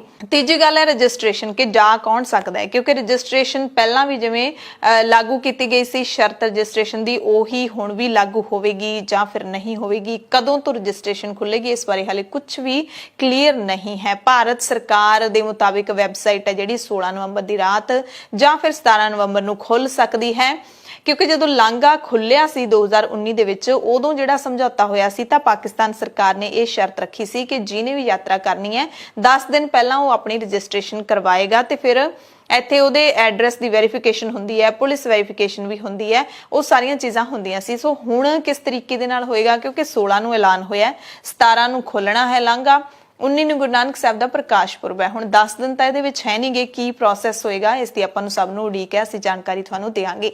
ਇੱਕ ਜਿਹੜਾ ਬਹੁਤ ਜ਼ਰੂਰੀ ਜਿਹੜਾ ਸ਼ਰਤ ਹੈਗੀ ਹੈ ਜਿਹੜੀ ਉਹ ਹੈ ਪਾਸਪੋਰਟ ਹੋਣਾ ਜ਼ਰੂਰੀ ਹੈ। ਵੀਜ਼ਾ ਨਹੀਂ ਲੱਗਿਆ ਹੋਣਾ ਚਾਹੀਦਾ ਉਹਦੇ ਉੱਤੇ, ਤੁਹਾਨੂੰ ਕਿਤੇ ਅੰਬੈਸੀ ਜਾਣ ਦੀ ਲੋੜ ਨਹੀਂ। ਪਾਸਪੋਰਟ ਸਿਰਫ ਤੁਹਾਡੇ ਪਛਾਣ ਪੱਤਰ ਵਜੋਂ ਜ਼ਰੂਰੀ ਹੈ, ਇੱਥੇ ਆਧਾਰ ਕਾਰਡ ਨਹੀਂ ਚੱਲਣਾ, ਕਿਉਂਕਿ ਇੱਕ ਕੰਟਰੀ ਤੋਂ ਦੂਸਰੀ ਕੰਟਰੀ ਦੇ ਵਿੱਚ ਤੁਸੀਂ ਜਾਣਾ ਹੈਗਾ, ਇਸ ਕਰਕੇ ਪਾਸਪੋਰਟ ਹੋਣਾ ਜ਼ਰੂਰੀ ਹੈ। ਸਵੇਰੇ ਜਾ ਕੇ ਸ਼ਾਮ ਨੂੰ ਵਾਪਸ ਆਉਣਾ ਜ਼ਰੂਰੀ ਹੈ ਤੇ ਸਿਰਫ ਕਰਤਾਰਪੁਰ ਸਾਹਿਬ ਦੇ ਦਰਸ਼ਨ ਹੀ ਤੁਸੀਂ ਕਰ ਸਕਦੇ ਹੋ। ਅੱਗੇ ਪਾਕਿਸਤਾਨ ਦੇ ਵਿੱਚ ਤੁਸੀਂ ਨਹੀਂ ਜਾ ਸਕਦੇ, ਕਰਤਾਰਪੁਰ ਸਾਹਿਬ ਜਾ ਕੇ ਉੱਥੋਂ ਹੀ ਸ਼ਾਮ ਨੂੰ ਵਾਪਸ ਮੁੜਨਾ ਹੈ। ਸੋ ਹੁਣ ਤੁਹਾਨੂੰ ਸੁਣਾਉਂਦੇ ਹਾਂ ਧਾਰਮਿਕ ਅਤੇ ਸਿਆਸੀ ਲੀਡਰਾਂ ਦੀ ਕ੍ਰੈਡਿਟ ਵਾਰ, ਕਿਉਂਕਿ ਹਰ ਕਿਸੇ ਨੂੰ ਹੁਣ ਲੱਗਦਾ ਹੈ ਕਿ ਲਾਂਘਾ ਉਹਨਾਂ ਦੇ ਕਹਿਣ ਤੇ ਹੀ ਮੁੜ ਖੋਲਿਆ ਗਿਆ ਹੈ। ਸਭ ਤੋਂ ਪਹਿਲਾਂ SGPC ਪ੍ਰਧਾਨ ਬੀਬੀ ਜਗੀਰ ਕੌਰ ਦੀ ਗੱਲ ਕਰਾਂਗੇ। ਉਹਨਾਂ ਨੇ ਕੇਂਦਰ ਸਰਕਾਰ ਦੇ ਫੈਸਲੇ ਦਾ ਸਵਾਗਤ ਵੀ ਕੀਤਾ ਹੈ ਅਤੇ ਇਹ ਵੀ ਦੱਸਿਆ ਹੈ ਕਿ SGPC ਲਗਾਤਾਰ ਸੰਪਰਕ ਕਰ ਰਹੀ ਸੀ, ਕੇਂਦਰ ਸਰਕਾਰ ਨੂੰ ਅਪੀਲ ਕਰ ਰਹੀ ਸੀ ਕਿ ਲਾਂਘਾ ਮੁੜ ਤੋਂ ਖੋਲਿਆ ਜਾਵੇ। ਅਸੀਂ ਕਹਿੰਦੇ ਅਰਦਾਸਾਂ ਵੀ ਬਥੇਰੀਆਂ ਕੀਤੀਆਂ ਸੀ ਤੇ ਹੁਣ ਕੇਂਦਰ ਸਰਕਾਰ ਨੇ ਐਲਾਨ ਕਰ ਦਿੱਤਾ ਤੇ ਅਸੀਂ ਧੰਨਵਾਦ ਕਰਦੇ ਹਾਂ। ਬੀਬੀ ਜਗੀਰ ਕੌਰ ਨੇ ਸਾਰਾ ਜਿਹੜਾ ਯਾਤਰਾ ਦਾ ਪਲਾਨ ਹੈ ਉਹ ਵੀ ਦੱਸਿਆ ਹੈ। ਉਸ ਤੋਂ ਵੀ ਪਹਿਲਾਂ ਜਿਹੜਾ 17 ਨਵੰਬਰ ਨੂੰ ਅਟਾਰੀ ਵਾਗਾ ਸਰਹੱਦ ਦੇ ਰਾਹੀਂ ਜਿਹੜਾ ਜੱਥਾ ਜਾਣਾ ਹੈ ਉਹ ਆਲਰੇਡੀ ਜਾਏਗਾ। 855 ਦੀ ਗਿਣਤੀ ਦੇ ਵਿੱਚ ਇਹ ਜੱਥਾ ਜਾ ਰਿਹਾ ਹੈ। ਗੁਰੂ ਨਾਨਕ ਸਾਹਿਬ ਦੇ ਪ੍ਰਕਾਸ਼ ਪੁਰਬ ਮੌਕੇ ਤੇ 26 ਨਵੰਬਰ ਨੂੰ ਵਾਪਸ ਪਰਤੇਗਾ ਤੇ ਪ੍ਰਕਾਸ਼ ਪੁਰਬ ਵਾਲੇ ਦਿਨ SGPC ਦਾ ਜੱਥਾ ਕਰਤਾਰਪੁਰ ਸਾਹਿਬ ਲਾਂਘੇ ਦੇ ਰਾਹੀਂ ਜਾਏਗਾ। ਇਹ ਬੀਬੀ ਜਗੀਰ ਕੌਰ ਨੇ ਜਾਣਕਾਰੀ ਦਿੱਤੀ ਹੈ ਕਿ ਅਸੀਂ ਲਾਂਘੇ ਰਾਹੀਂ ਪ੍ਰਕਾਸ਼ ਪੁਰਬ ਵਾਲੇ ਦਿਨ 19 ਨਵੰਬਰ ਨੂੰ ਜਾਵਾਂਗੇ ਤੇ ਅਸੀਂ ਕਰਤਾਰਪੁਰ ਸਾਹਿਬ ਦੇ ਮੈਨੇਜਰ ਨੂੰ ਫੋਨ ਕਰਕੇ ਉੱਥੇ ਅਖੰਡ ਪਾਠ ਸਾਹਿਬ ਆਰੰਭ ਕਰਨ ਦੇ ਲਈ ਕਹਿ ਦਿੱਤਾ ਹੈ ਤੇ ਭੋਗ ਵਾਲੇ ਦਿਨ SGPC ਦਾ ਜੱਥਾ ਉੱਥੇ ਪਹੁੰਚੇਗਾ, ਯਾਨੀ ਕਿ 19 ਤਰੀਕ ਨੂੰ, ਤੇ ਕੀਰਤਨੀ ਜੱਥਾ ਵੀ ਨਾਲ ਸ਼ਾਮਿਲ ਹੋਵੇਗਾ। ਸੰਗਤ ਨੂੰ ਵੀ ਅਪੀਲ ਕੀਤੀ ਹੈ ਬੀਬੀ ਜਗੀਰ ਕੌਰ ਨੇ ਕਿ ਜਿਹਨੇ ਵੀ ਜਾਣਾ ਹੈਗਾ ਅਪਲਾਈ ਕਰਨਾ ਸ਼ੁਰੂ ਕਰ ਦਿਓ ਤੇ ਆਪਾਂ ਸਾਰੇ ਇਕੱਠੇ ਚੱਲਾਂਗੇ। ਪਰ ਅਪਲਾਈ ਕਿੱਥੇ ਕਰਨਾ ਹੈ ਉਹ ਹਾਲੇ ਸਪਸ਼ਟ ਨਹੀਂ ਹੈ, ਕਿਉਂਕਿ ਵੈਬਸਾਈਟ ਵੀ ਹਾਲੇ ਨਹੀਂ ਚੱਲ ਰਹੀ। ਟੈਲੀਫੋਨ ਦੇ ਉੱਤੇ ਅਸੀਂ ਉਹਨਾਂ ਨੂੰ ਕਹਿ ਦਿੱਤਾ ਕਿ ਸ਼੍ਰੀ ਅਖੰਡ ਪਾਠ ਸਾਹਿਬ ਕੱਲ ਨੂੰ ਸ਼੍ਰੋਮਣੀ ਗੁਰਦੁਆਰਾ ਪ੍ਰਬੰਧਕ ਕਮੇਟੀ ਵੱਲੋਂ ਉੱਥੇ ਗੁਰੂ ਨਾਨਕ ਪੁਰਬ ਦਾ ਖੋਲਿਆ ਜਾਵੇ। ਕੱਲ ਨੂੰ ਸ਼੍ਰੀ ਅਖੰਡ ਪਾਠ ਸਾਹਿਬ ਸ਼ੁਰੂ ਹੋਣਗੇ ਤੇ 19 ਤਰੀਕ ਨੂੰ ਸਾਡਾ ਸ਼੍ਰੋਮਣੀ ਗੁਰਦੁਆਰਾ ਪ੍ਰਬੰਧਕ ਕਮੇਟੀ ਵੱਲੋਂ ਜਥਾ ਜਾਏਗਾ, ਜਿਸ 'ਚ ਕੀਰਤਨੀ ਜਥੇ ਜਾਣਗੇ। ਮੈਂ ਆਪ ਬਤੌਰ ਮੁੱਖ ਸੇਵਾਦਾਰ ਸ਼੍ਰੋਮਣੀ ਗੁਰਦੁਆਰਾ ਪ੍ਰਬੰਧਕ ਕਮੇਟੀ ਆਪਣੇ ਸਾਰੇ ਸਾਥੀਆਂ ਨੂੰ, ਮੈਂਬਰ ਸਾਹਿਬਾਨ ਜਾਂ ਸਾਰੇ ਅਧਿਕਾਰੀ ਜਾਂ ਜਿਨ੍ਹਾਂ ਨੇ ਜਾਣਾ ਹੋਵੇ ਉਹਨਾਂ ਨੂੰ ਨਾਲ ਲੈ ਕੇ ਜਾਵਾਂਗੇ। ਰਾਗੀ ਜਥੇ ਜਾਣਗੇ ਤੇ ਨਾਲ ਮੈਂ ਬੇਨਤੀ ਕਰਦੀ ਹੈ ਸਿੱਖ ਸੰਗਤ ਨੂੰ ਵੀ ਜਿਹਨੇ ਵੀ ਜਾਣਾ ਹੋਵੇ ਕਿਰਪਾ ਕਰੋ 19 ਤਰੀਕ ਵਾਸਤੇ ਤੁਸੀਂ ਅਪਲਾਈ ਕਰ ਦਿਓ ਤਾਂ ਜੋ ਆਪਾਂ ਸਾਰੇ ਇਕੱਠੇ ਹੋ ਕੇ ਜਾਈਏ, ਉੱਥੇ ਜਾ ਕੇ ਗੁਰੂ ਸਾਹਿਬ ਜੀ ਦੇ ਗੁਣ ਗਾਇਨ ਕਰੀਏ, ਧੰਨ ਗੁਰੂ ਨਾਨਕ ਸਾਹਿਬ ਜੀ ਦਾ ਸ਼ੁਕਰਾਨਾ ਕਰੀਏ, ਧੰਨ ਗੁਰੂ ਨਾਨਕ ਸਾਹਿਬ ਦੀ ਬਖਸ਼ਿਸ਼ ਲਈਏ। ਬੀਬੀ ਜਗੀਰ ਕੌਰ ਨੇ ਵੀ ਮੰਗ ਕੀਤੀ ਹੈ ਕਿ ਕਮੇਟੀ ਦੇ 177 ਜਾਂ 199 ਗੁਰਦੁਆਰੇ ਪਾਕਿਸਤਾਨ ਦੇ ਵਿੱਚ ਰਹਿ ਗਏ ਸੀ ਤੇ ਅਸੀਂ ਤਾਂ ਚਾਹੁੰਦੇ ਹਾਂ ਕਿ ਸਾਰੇ ਗੁਰੂ ਘਰਾਂ ਦੇ ਖੁੱਲੇ ਦਰਸ਼ਨ ਦੇਦਾਰਿਆਂ ਦੇ ਲਈ ਸਾਰੇ ਬਾਰਡਰ ਨੇ ਜਿਹੜੇ ਉਹ ਖੋਲ ਦਿੱਤੇ ਜਾਣ। ਸਿੱਖ ਸੰਗਤ ਨੂੰ ਖੁੱਲੀ ਸੇਵਾ ਜਿਹੜੀ ਗੁਰਧਾਮਾਂ ਦੀ, ਪਾਕਿਸਤਾਨ ਸਥਿਤ ਗੁਰਧਾਮਾਂ ਦੀ, ਉਹ ਦਿੱਤੀ ਜਾਵੇ। ਅਸੀਂ ਤੇ ਚਾਹੁੰਦੇ ਕਿ ਬਾਰਡਰ ਖੋਲੀ ਜਾਣ, ਇਸ ਸਿੱਖ ਸੰਗਤ ਨੂੰ ਖੁੱਲੀ ਸੇਵਾ ਦਿੱਤੀ ਜਾਵੇ ਤੇ ਉੱਥੇ ਜਾ ਕੇ ਅਸੀਂ ਸੇਵਾ ਕਰ ਸਕੀਏ। ਭਾਵੇਂ ਪ੍ਰਬੰਧ ਉੱਥੋਂ ਦੀ ਮੈਨੇਜਿੰਗ ਕਮੇਟੀ ਕਰੇ, ਸਾਨੂੰ ਕੋਈ ਇਤਰਾਜ਼ ਨਹੀਂ, ਕਿਉਂਕਿ ਜੇ ਉਹਨਾਂ ਨੇ ਬਣਾ ਹੀ ਲਈ ਹੈ ਹੁਣ ਗੁਰਦੁਆਰਾ ਪ੍ਰਬੰਧਕ ਕਮੇਟੀ, ਸਾਨੂੰ ਇਤਰਾਜ਼ ਕਾਹਦਾ। ਪਰ ਉਹ ਇਸੇ ਕਰਕੇ ਨਹੀਂ ਨਾ ਖੁੱਲਦੇ ਕਿ ਸੰਗਤ ਨਹੀਂ, ਉੱਥੇ ਸੰਗਤ ਘੱਟ ਹੈ। ਜੇ ਸੰਗਤ ਆਵੇਗੀ ਜਾਵੇਗੀ, ਰੌਣਕਾਂ ਲੱਗੀਆਂ ਰਹਿਣਗੀਆਂ ਤਾਂ ਫਿਰ ਆਪਣੇ ਆਪ ਹੀ ਗੁਰਦੁਆਰੇ ਚੱਲਣਗੇ। ਗੁਰਦੁਆਰੇ ਚਲਾਉਣ ਵਾਸਤੇ ਸੰਗਤ ਦੀ ਲੋੜ ਹੈ। ਮੈਂ ਸਮਝਦੀ ਹੈ ਕਿ ਸੰਗਤ ਦਾ ਲਾਂਘਾ ਜਿਸ ਤਰ੍ਹਾਂ ਇਹ ਖੁੱਲਿਆ, ਕਿਤੇ ਇਹ ਦਰਸ਼ਨਾਂ ਵਾਸਤੇ ਸਾਰਿਆਂ ਨੂੰ ਖੁੱਲ ਜਾਇਆ ਕਰਨ ਤੇ ਉੱਥੇ ਤੇ ਫਿਰ ਸਾਨੂੰ ਕੋਈ ਘਾਟਾ ਹੀ ਨਹੀਂ ਰਹਿ ਜੇ ਸਾਰੇ ਗੁਰਦੁਆਰੇ ਜਾ ਕੇ ਦਰਸ਼ਨ ਕਰ ਸਕਣ। ਸੋ ਪਾਕਿਸਤਾਨ ਸਰਕਾਰ ਨੂੰ ਜਿੱਥੇ ਅਸੀਂ ਬੇਨਤੀ ਤਾਂ ਹੀ ਕਰ ਸਕਦੇ ਹਾਂ ਜੇ ਪਹਿਲਾਂ ਇੱਥੋਂ ਜਾਣ ਦੀ ਇਜਾਜ਼ਤ ਹੋਵੇ, ਤੇ ਜੇ ਜਾਣ ਦੀ ਇਜਾਜ਼ਤ ਨਾ ਹੋਵੇ ਤੇ ਸਾਰੇ ਗੁਰਦੁਆਰੇ ਇਸ ਲਈ ਬੰਦ ਹੈ ਨਾ ਕਿ ਉੱਥੇ ਸਿੱਖ ਸ਼ਰਧਾਲੂ ਘੱਟ ਹੁੰਦੇ। ਜੇ ਉਹ ਗੁਰਦੁਆਰਿਆਂ ਦੇ ਵਿੱਚ ਜਾਣਗੇ ਤਾਂ ਹੀ ਗੁਰਦੁਆਰੇ ਚੱਲਣਗੇ, ਇਹ ਤੇ ਚੱਲ ਹੀ ਨਹੀਂ ਸਕਦੇ। ਡੀਐਸਜੀਐਮਸੀ ਦੇ ਸਾਬਕਾ ਪ੍ਰਧਾਨ ਮਨਜਿੰਦਰ ਸਿੰਘ ਸਿਰਸਾ ਨੇ ਵੀ ਕੇਂਦਰ ਸਰਕਾਰ ਦੇ ਇਸ ਫੈਸਲੇ ਦਾ ਸਵਾਗਤ ਕੀਤਾ। ਉਹਨਾਂ ਕਿਹਾ ਕਿ ਲੰਬੇ ਸਮੇਂ ਤੋਂ ਸਿੱਖਾਂ ਦੀ ਇਹ ਮੰਗ ਸੀਗੀ ਕਿ ਲਾਂਘਾ ਮੁੜ ਤੋਂ ਖੋਲ੍ਹਿਆ ਜਾਵੇ ਤੇ ਬਹੁਤ ਵੱਡੀ ਰਾਹਤ ਤੇ ਖੁਸ਼ਖਬਰੀ ਹੈ। ਚਾਹੇ ਕਹਿੰਦੇ ਦੇਰ ਨਾਲ ਮਿਲੀ ਹੈ ਇਹ, ਪਰ ਖੁਸ਼ਖਬਰੀ ਤਾਂ ਖੁਸ਼ਖਬਰੀ ਹੁੰਦੀ ਹੈ। ਦੇਖੋ ਜੀ, ਜਦੋਂ ਹੀ ਖੁਸ਼ਖਬਰੀ ਆ ਜੀ ਉਦੋਂ ਹੀ ਖੁਸ਼ਖਬਰੀ ਹੁੰਦੀ ਆ। ਉਹ ਖੁਸ਼ਖਬਰੀ ਕਦੀ ਲੇਟ ਨਹੀਂ ਹੁੰਦੀ। ਸੋ ਅੱਜ ਸਾਡੇ ਲਈ ਅੱਜ ਵੀ ਜਿਹੜੀ ਆਈ ਆ ਇਹ ਵੀ ਖੁਸ਼ਖਬਰੀ ਆ, ਲੇਟ ਸਹੀ ਪਰ ਖੁਸ਼ਖਬਰੀ ਤੇ ਖੁਸ਼ਖਬਰੀ ਹੀ ਰਹੂਗੀ। ਸਾਡੇ ਵਾਸਤੇ ਤੇ ਬਹੁਤ ਚਾਅ ਤੇ ਉਤਸ਼ਾਹ ਦੀ ਗੱਲ ਆ। ਔਰ ਕਿਉਂਕਿ ਲੰਬੇ ਸਮੇਂ ਤੋਂ ਸਾਰੇ ਹੀ ਦੇਸ਼ ਭਰ ਦੇ ਸਿੱਖਾਂ ਦੀ ਇਹ ਮੰਗ ਸੀਗੀ ਔਰ ਗੁਰੂ ਨਾਨਕ ਨਾਮ ਲੇਵਾ ਸੰਗਤ ਦੀ ਇਹ ਮੰਗ ਸੀਗੀ ਕਿ ਗੁਰੂ ਨਾਨਕ ਦੇਵ ਪਾਤਸ਼ਾਹ ਜੀ ਦੇ ਪਵਿੱਤਰ ਸਥਾਨਾਂ ਦੇ ਰਸਤੇ ਖੋਲੇ ਜਾਣ।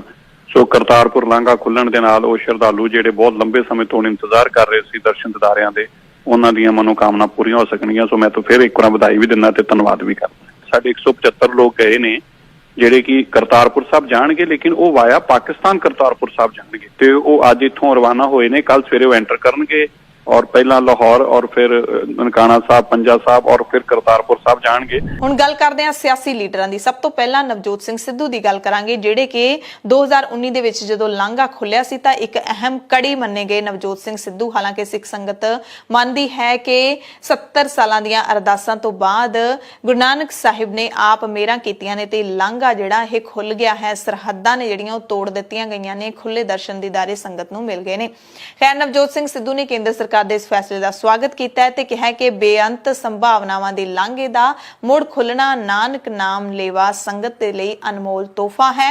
ਮਹਾਨ ਗੁਰੂ ਦਾ ਲਾਂਘਾ ਸਦਾ ਲਈ ਖੁੱਲਾ ਰਹੇ, ਗੁਰੂ ਦੀ ਮਿਹਰ ਰਹੇ, ਉਹਨਾਂ ਨੇ ਅਰਦਾਸ ਕੀਤੀ। ਸਿੱਧੂ ਨੇ ਕੇਂਦਰ ਸਰਕਾਰ ਨੂੰ ਡੇਰਾ ਬਾਬਾ ਨਾਨਕ ਵਿਖੇ ਦਰਸ਼ਨੀ ਸਥਲ ਮੁੜ ਤੋਂ ਸਥਾਪਿਤ ਕਰਨ ਦੀ ਵੀ ਆਪਣੀ ਅਪੀਲ ਹੈ ਜਿਹੜੀ ਉਹ ਦੁਹਰਾਈ ਹੈਗੀ ਹੈ। ਸਿੱਧੂ ਨੇ ਕਿਹਾ ਕਿ ਦਰਸ਼ਨੀ ਸਥਲ ਦਾ 100 ਮੀਟਰ ਦਾ ਵੱਡਾ ਤੇ 60 ਮੀਟਰ ਉੱਚਾ ਚਬੂਤਰਾ ਬਣਾਇਆ ਜਾਣਾ ਚਾਹੀਦਾ। ਜਿਹੜੀ ਸੰਗਤ ਕੋਲ ਪਾਸਪੋਰਟ ਨਹੀਂ ਹੈ ਉਹ ਇੱਥੇ ਖੜ ਕੇ ਤਾਂ ਦਰਸ਼ਨ ਕਰ ਸਕੇ। ਦੂਰਬੀਨਾਂ ਲਾਉਣ ਦੀ ਉਹਨਾਂ ਨੇ ਮੰਗ ਕੀਤੀ। ਸਿੱਧੂ ਨੇ ਕਿਹਾ ਕਿ ਅਥਾਰਟੀ ਆਫ ਇੰਡੀਆ ਨੇ ਪਿਛਲੇ 1.5 ਸਾਲ ਪਹਿਲਾਂ ਵਾਅਦਾ ਵੀ ਕੀਤਾ ਸੀ ਇੱਥੇ ਜਿਹੜਾ ਹੈਗਾ ਦਰਸ਼ਨੀ ਸਥਲ ਬਣਾਉਣ ਦਾ, ਤੇ ਮੈਂ ਇਸ ਦੇ ਲਈ ਅਪੀਲ ਵੀ ਕਰਾਂਗਾ। ਬੇਸ਼ਕੀਮਤ ਤੋਹਫਾ ਸਾਰੀ ਹਿਊਮੈਨਿਟੀ, ਜਗਤ ਗੁਰੂ ਸੀ, ਤੁਸੀਂ ਕਿਤੇ ਰਿਸਟ੍ਰਿਕਟ ਨਹੀਂ ਕਰ ਸਕਦੇ। ਚਾਨਣ ਮਨਾਰੇ ਨੇ, ਸਾਰੀ ਦੁਨੀਆ ਦੇ ਚਾਨਣ ਮਨਾਰੇ ਨੇ। ਔਰ ਮੈਂ ਸ਼ਲਾਘਾ ਕਰਦਾ ਸਰਕਾਰ ਦੀ ਜਿਨ੍ਹਾਂ ਨੇ ਖੋਲਿਆ। ਕੁਝ ਚੀਜ਼ਾਂ ਪੋਲਿਟਿਕਸ ਤੋਂ ਬਹੁਤ ਉੱਤੇ ਹੁੰਦੀਆਂ ਨੇ, ਕੁਝ ਚੀਜ਼ਾਂ ਪਾਰਟੀਆਂ ਤੋਂ ਵੀ ਬਹੁਤ ਉੱਤੇ ਹੁੰਦੀਆਂ ਨੇ। ਇਹ ਰਸਤਾ ਅਸੰਖ ਸੰਭਾਵਨਾਵਾਂ ਦਾ ਰਸਤਾ ਹੈ। It is a corridor of infinite possibilities. ਵੇਖੋ ਮੈਂ ਇੱਕ ਨਿਮਾਣਾ ਸਿੱਖ ਹੋ ਕੇ ਅਪਲਾਈ ਜ਼ਰੂਰ ਕਰਾਂਗਾ। ਜੇ ਉਸ ਲਾਈਨ ਦੇ ਵਿੱਚ ਮੇਰਾ ਨੰਬਰ ਲੱਗਿਆ ਤੇ ਮੈਂ ਆਪਣੇ ਆਪ ਨੂੰ ਵਡਭਾਗੀ ਸਮਝਾਂਗਾ। ਹੁਣ ਵਾਰੀ ਆਉਂਦੀ ਹੈ ਪੰਜਾਬ ਦੇ ਮੁੱਖ ਮੰਤਰੀ ਚਰਨਜੀਤ ਸਿੰਘ ਚੰਨੀ ਦੀ। ਮੁੱਖ ਮੰਤਰੀ ਚੰਨੀ ਨੇ ਵੀ ਇਹੀ ਕਿਹਾ ਹੈ, ਕਹਿੰਦੇ ਮੈਂ ਮਿਲਣ ਗਿਆ ਸੀ ਖਾਸ ਤੌਰ ਤੇ ਕੇਂਦਰ ਸਰਕਾਰ ਨੂੰ, ਪ੍ਰਧਾਨ ਮੰਤਰੀ ਨੂੰ, ਗ੍ਰਹਿ ਮੰਤਰੀ ਨੂੰ। ਲਾਂਘਾ ਖੋਲਣ ਦੀ ਮੈਂ ਮੰਗ ਕੀਤੀ ਸੀ ਤੇ ਉਹਨਾਂ ਨੇ ਹੁਣ ਸਾਡੀ ਮੰਗ ਨੂੰ ਮੰਨਦਿਆਂ ਹੋਇਆਂ ਲਾਂਘਾ ਖੋਲ ਦਿੱਤਾ ਹੈ ਤੇ ਮੈਂ ਮੋਦੀ ਸਰਕਾਰ ਦਾ ਧੰਨਵਾਦ ਕਰਦਾ ਹਾਂ। ਚੰਨੀ ਨੇ ਇਹ ਵੀ ਕਿਹਾ ਕਿ ਪਹਿਲੇ ਜਥੇ ਦੇ ਵਿੱਚ ਸਾਰੀ ਜਿਹੜੀ ਪੰਜਾਬ ਦੀ ਕੈਬਨਿਟ ਹੈ ਉਹ ਦਰਸ਼ਨ ਕਰਨ ਦੇ ਲਈ ਜਾਵੇਗੀ। ਬਹੁਤ ਹੀ ਮੁਬਾਰਕ ਮੌਕਾ ਹੈ ਕਿ ਕੋਰੀਡੋਰ ਦੁਬਾਰੇ ਖੁੱਲ ਰਿਹਾ। ਸਿੱਖਾਂ ਕੌਮ ਦੀ ਜਿਹੜੀ ਅਰਦਾਸ ਹੈ ਉਹ ਪੂਰੀ ਹੋ ਰਹੀ ਹੈ। ਮੈਂ ਬਤੌਰ ਮੁੱਖ ਮੰਤਰੀ, ਪ੍ਰਧਾਨ ਮੰਤਰੀ ਜੀ ਤੇ ਹੋਮ ਮਿਨਿਸਟਰ ਉਹਨਾਂ ਨੂੰ ਮਿਲਣ ਗਿਆ ਸੀ। ਖਾਸ ਤੌਰ ਤੇ ਇਹ ਬੇਨਤੀ ਕੀਤੀ ਸੀ ਤੇ ਉਹਨਾਂ ਨੇ ਕੋਰੀਡੋਰ ਖੋਲ੍ਹਣ ਦਾ ਐਲਾਨ ਕੀਤਾ। ਮੈਂ ਉਹਨਾਂ ਦਾ ਬੜਾ ਧੰਨਵਾਦ ਕਰਦਾ। ਪਹਿਲਾ ਜਥਾ ਅਸੀਂ ਪੂਰੀ ਕੈਬਨਿਟ ਆਪਣੇ ਨਾਲ ਬਾਕੀ ਸੰਗਤਾਂ ਨੂੰ ਨਾਲ ਲੈ ਕੇ ਜਾਏਗੀ ਤੇ ਗੁਰੂ ਸਾਹਿਬ ਦੇ ਦਰਸ਼ਨ ਕਰਾਂਗੇ। ਸਾਰਿਆਂ ਨੂੰ ਬਹੁਤ-ਬਹੁਤ ਵਧਾਈ ਤੇ ਕੇਂਦਰ ਸਰਕਾਰ ਦਾ ਮੈਂ ਧੰਨਵਾਦ ਕਰਦਾ। 18 ਤਰੀਕ ਨੂੰ ਅਸੀਂ ਕੈਬਨਿਟ ਦੇ ਨਾਲ ਜਥਾ ਲੈ ਕੇ ਜਾਵਾਂਗੇ। ਪੰਜਾਬ ਦੇ ਸਾਬਕਾ ਮੁੱਖ ਮੰਤਰੀ ਕੈਪਟਨ ਅਮਰਿੰਦਰ ਸਿੰਘ ਨੇ ਵੀ ਪ੍ਰਧਾਨ ਮੰਤਰੀ ਨਰਿੰਦਰ ਮੋਦੀ ਤੇ ਗ੍ਰਹਿ ਮੰਤਰੀ ਅਮਿਤ ਸ਼ਾਹ ਦਾ ਕਰਤਾਰਪੁਰ ਲਾਂਘਾ ਮੁੜ ਖੋਲਣ ਦੇ ਲਈ ਧੰਨਵਾਦ ਕੀਤਾ ਹੈ। ਕੈਪਟਨ ਨੇ ਕਿਹਾ ਕਿ ਇਹ ਜਿਹੜਾ ਫੈਸਲਾ ਹੈ ਕੇਂਦਰ ਸਰਕਾਰ ਦਾ, ਗੁਰੂ ਨਾਨਕ ਸਾਹਿਬ ਦੇ ਪ੍ਰਕਾਸ਼ ਪੁਰਬ ਮੌਕੇ ਹਜ਼ਾਰਾਂ ਸੰਗਤਾਂ ਦੀ ਦਰਸ਼ਨ ਕਰਨ ਦੀ ਸਿੱਕ ਨੂੰ ਪੂਰਾ ਕਰੂਗਾ। ਇਸ ਤੋਂ ਪਹਿਲਾਂ ਇਸੇ ਦਿਨ ਹੀ ਸਵੇਰੇ ਕੈਪਟਨ ਅਮਰਿੰਦਰ ਸਿੰਘ ਨੇ ਟਵੀਟ ਵੀ ਕੀਤਾ ਸੀ, ਕਿਹਾ ਸੀ, ਮੰਗ ਕੀਤੀ ਸੀ ਕਿ ਕੇਂਦਰ ਸਰਕਾਰ ਪ੍ਰਕਾਸ਼ ਪੁਰਬ ਮੌਕੇ ਲਾਂਘਾ ਖੋਲੇ ਤੇ ਨਵਜੋਤ ਸਿੰਘ ਸਿੱਧੂ ਨੇ ਵੀ ਇਹੀ ਟਵੀਟ ਕੀਤਾ ਸੀ। ਅਕਾਲੀਆਂ ਨੇ ਵੀ ਖੁੱਲੇ ਦਿਲ ਨਾਲ ਕੇਂਦਰ ਸਰਕਾਰ ਦਾ ਧੰਨਵਾਦ ਕੀਤਾ ਹੈ। ਸ਼੍ਰੋਮਣੀ ਅਕਾਲੀ ਦਲ ਦੇ ਪ੍ਰਧਾਨ ਸੁਖਬੀਰ ਬਾਦਲ ਨੇ ਕਿਹਾ ਹੈ ਕਿ ਅਸੀਂ ਕੇਂਦਰ ਸਰਕਾਰ ਦੇ ਇਸ ਕਦਮ ਦਾ ਸਵਾਗਤ ਕਰਦੇ ਹਾਂ। ਉਹਨਾਂ ਨੇ ਵੀ ਕ੍ਰੈਡਿਟ ਵਾਰ ਦੇ ਵਿੱਚ ਜਿਹੜਾ ਹੈਗਾ ਆਪਣੀ ਦੌੜ ਪੂਰੀ ਕੀਤੀ ਹੈ। ਕਹਿੰਦੇ ਅਸੀਂ ਮੁੱਦਾ ਭਾਰਤ ਸਰਕਾਰ ਕੋਲ ਕਈ ਵਾਰੀ ਚੁੱਕਿਆ ਸੀਗਾ ਤੇ ਪਵਿੱਤਰ ਇਸ ਅਸਥਾਨ ਦੇ ਦਰਸ਼ਨ ਦਿਦਾਰਿਆਂ ਦੇ ਲਈ ਰੋਜ਼ਾਨਾ ਸੰਗਤ ਅਰਦਾਸ ਵੀ ਕਰਦੀ ਹੈ। ਹਰਸਿਮਰਤ ਕੌਰ ਬਾਦਲ ਨੇ ਵੀ ਕਿਹਾ ਕਿ ਅਸੀਂ ਪ੍ਰਕਾਸ਼ ਪੁਰਬ ਦੇ ਸ਼ੁਭ ਮੌਕੇ ਤੋਂ ਪਹਿਲਾਂ ਕਰਤਾਰਪੁਰ ਸਾਹਿਬ ਦਾ ਲਾਂਘਾ ਮੁੜ ਖੋਲਣ ਦੇ ਕਦਮ ਦਾ ਤਹਿ ਦਿਲ ਤੋਂ ਸਵਾਗਤ ਕਰਦੇ ਹਾਂ। ਸਿੱਖ ਸੰਗਤਾਂ ਦੇ ਵੱਲੋਂ ਕੀਤੀ ਗਈ ਸਮੂਹਿਕ ਅਰਦਾਸ ਆਖਿਰਕਾਰ ਗੁਰੂ ਸਾਹਿਬ ਨੇ ਸੁਣ ਲਈ ਹੈ ਤੇ ਹੁਣ ਅਸੀਂ ਸਾਰੇ ਪਵਿੱਤਰ ਸਥਾਨ ਦੇ ਦਰਸ਼ਨ ਦਿਦਾਰੇ ਖੁੱਲੇ ਤੌਰ ਤੇ ਕਰ ਸਕਦੇ ਹਾਂ। ਬੜੀ ਖੁਸ਼ੀ ਹੈ ਕਿ ਕਰਤਾਰਪੁਰ ਸਾਹਿਬ ਦਾ ਲਾਂਘਾ ਖੁੱਲ ਰਿਹਾ। ਮੈਂ ਵੀ ਲਗਾਤਾਰ ਪ੍ਰਧਾਨ ਮੰਤਰੀ ਨੂੰ ਚਿੱਠੀਆਂ ਲਿਖੀਆਂ, ਹਰਸਿਮਰਤ ਕੌਰ ਬਾਦਲ ਨੇ ਵੀ ਪਾਰਲੀਮੈਂਟ 'ਚ ਉਠਾਇਆ, ਤਾਂ ਚੰਗਾ ਹੈ ਹੁਣ ਖੁੱਲ ਰਿਹਾ ਤੇ ਬਹੁਤ ਲੋਕਾਂ ਦੀ ਮੰਗ ਸੀ ਤੇ ਲੋਕਾਂ ਦੀ ਕੌਮ ਦੀ ਭਾਵਨਾ ਸੀ ਜਿਹੜੀ ਅੱਜ ਪੂਰੀ ਹੋ ਰਹੀ ਹੈ। ਸੋ 1.5 ਸਾਲ ਬਾਅਦ ਸਿੱਖ ਸੰਗਤ ਦੇ ਲਈ ਕਰਤਾਰਪੁਰ ਸਾਹਿਬ ਦਾ ਲਾਂਘਾ ਮੁੜ ਤੋਂ ਖੁੱਲਣਾ ਕੋਈ ਘੱਟ ਖੁਸ਼ੀ ਦੀ ਗੱਲ ਨਹੀਂ ਹੈ। ਸਾਰਿਆਂ ਦੇ ਅੰਦਰੋਂ ਅੰਦਰੀ ਹੁਣ ਤਰੰਗਾਂ ਤਾਂਘ ਉੱਠਣ ਲੱਗ ਪਈ ਹੈ ਕਿ ਕਦੋਂ ਜਾ ਕੇ ਉਸ ਧਰਤੀ ਨੂੰ ਚੁੰਮ ਲਈਏ ਜਿੱਥੇ ਗੁਰੂ ਨਾਨਕ ਸਾਹਿਬ ਪਾਤਸ਼ਾਹ ਨੇ ਆਪਣੇ ਜੀਵਨ ਦੇ, ਆਪਣੀ ਜ਼ਿੰਦਗੀ ਦੇ ਅਨਮੋਲ ਸਾਲ ਨੇ ਜਿਹੜੇ ਉਹ ਗੁਜ਼ਾਰੇ ਸੀ ਤੇ ਉੱਥੇ ਰਹਿੰਦਿਆਂ ਉਹਨਾਂ ਨੇ ਮਨੁੱਖਤਾ ਦਾ ਭਲਾ ਕੀਤਾ ਸੀ।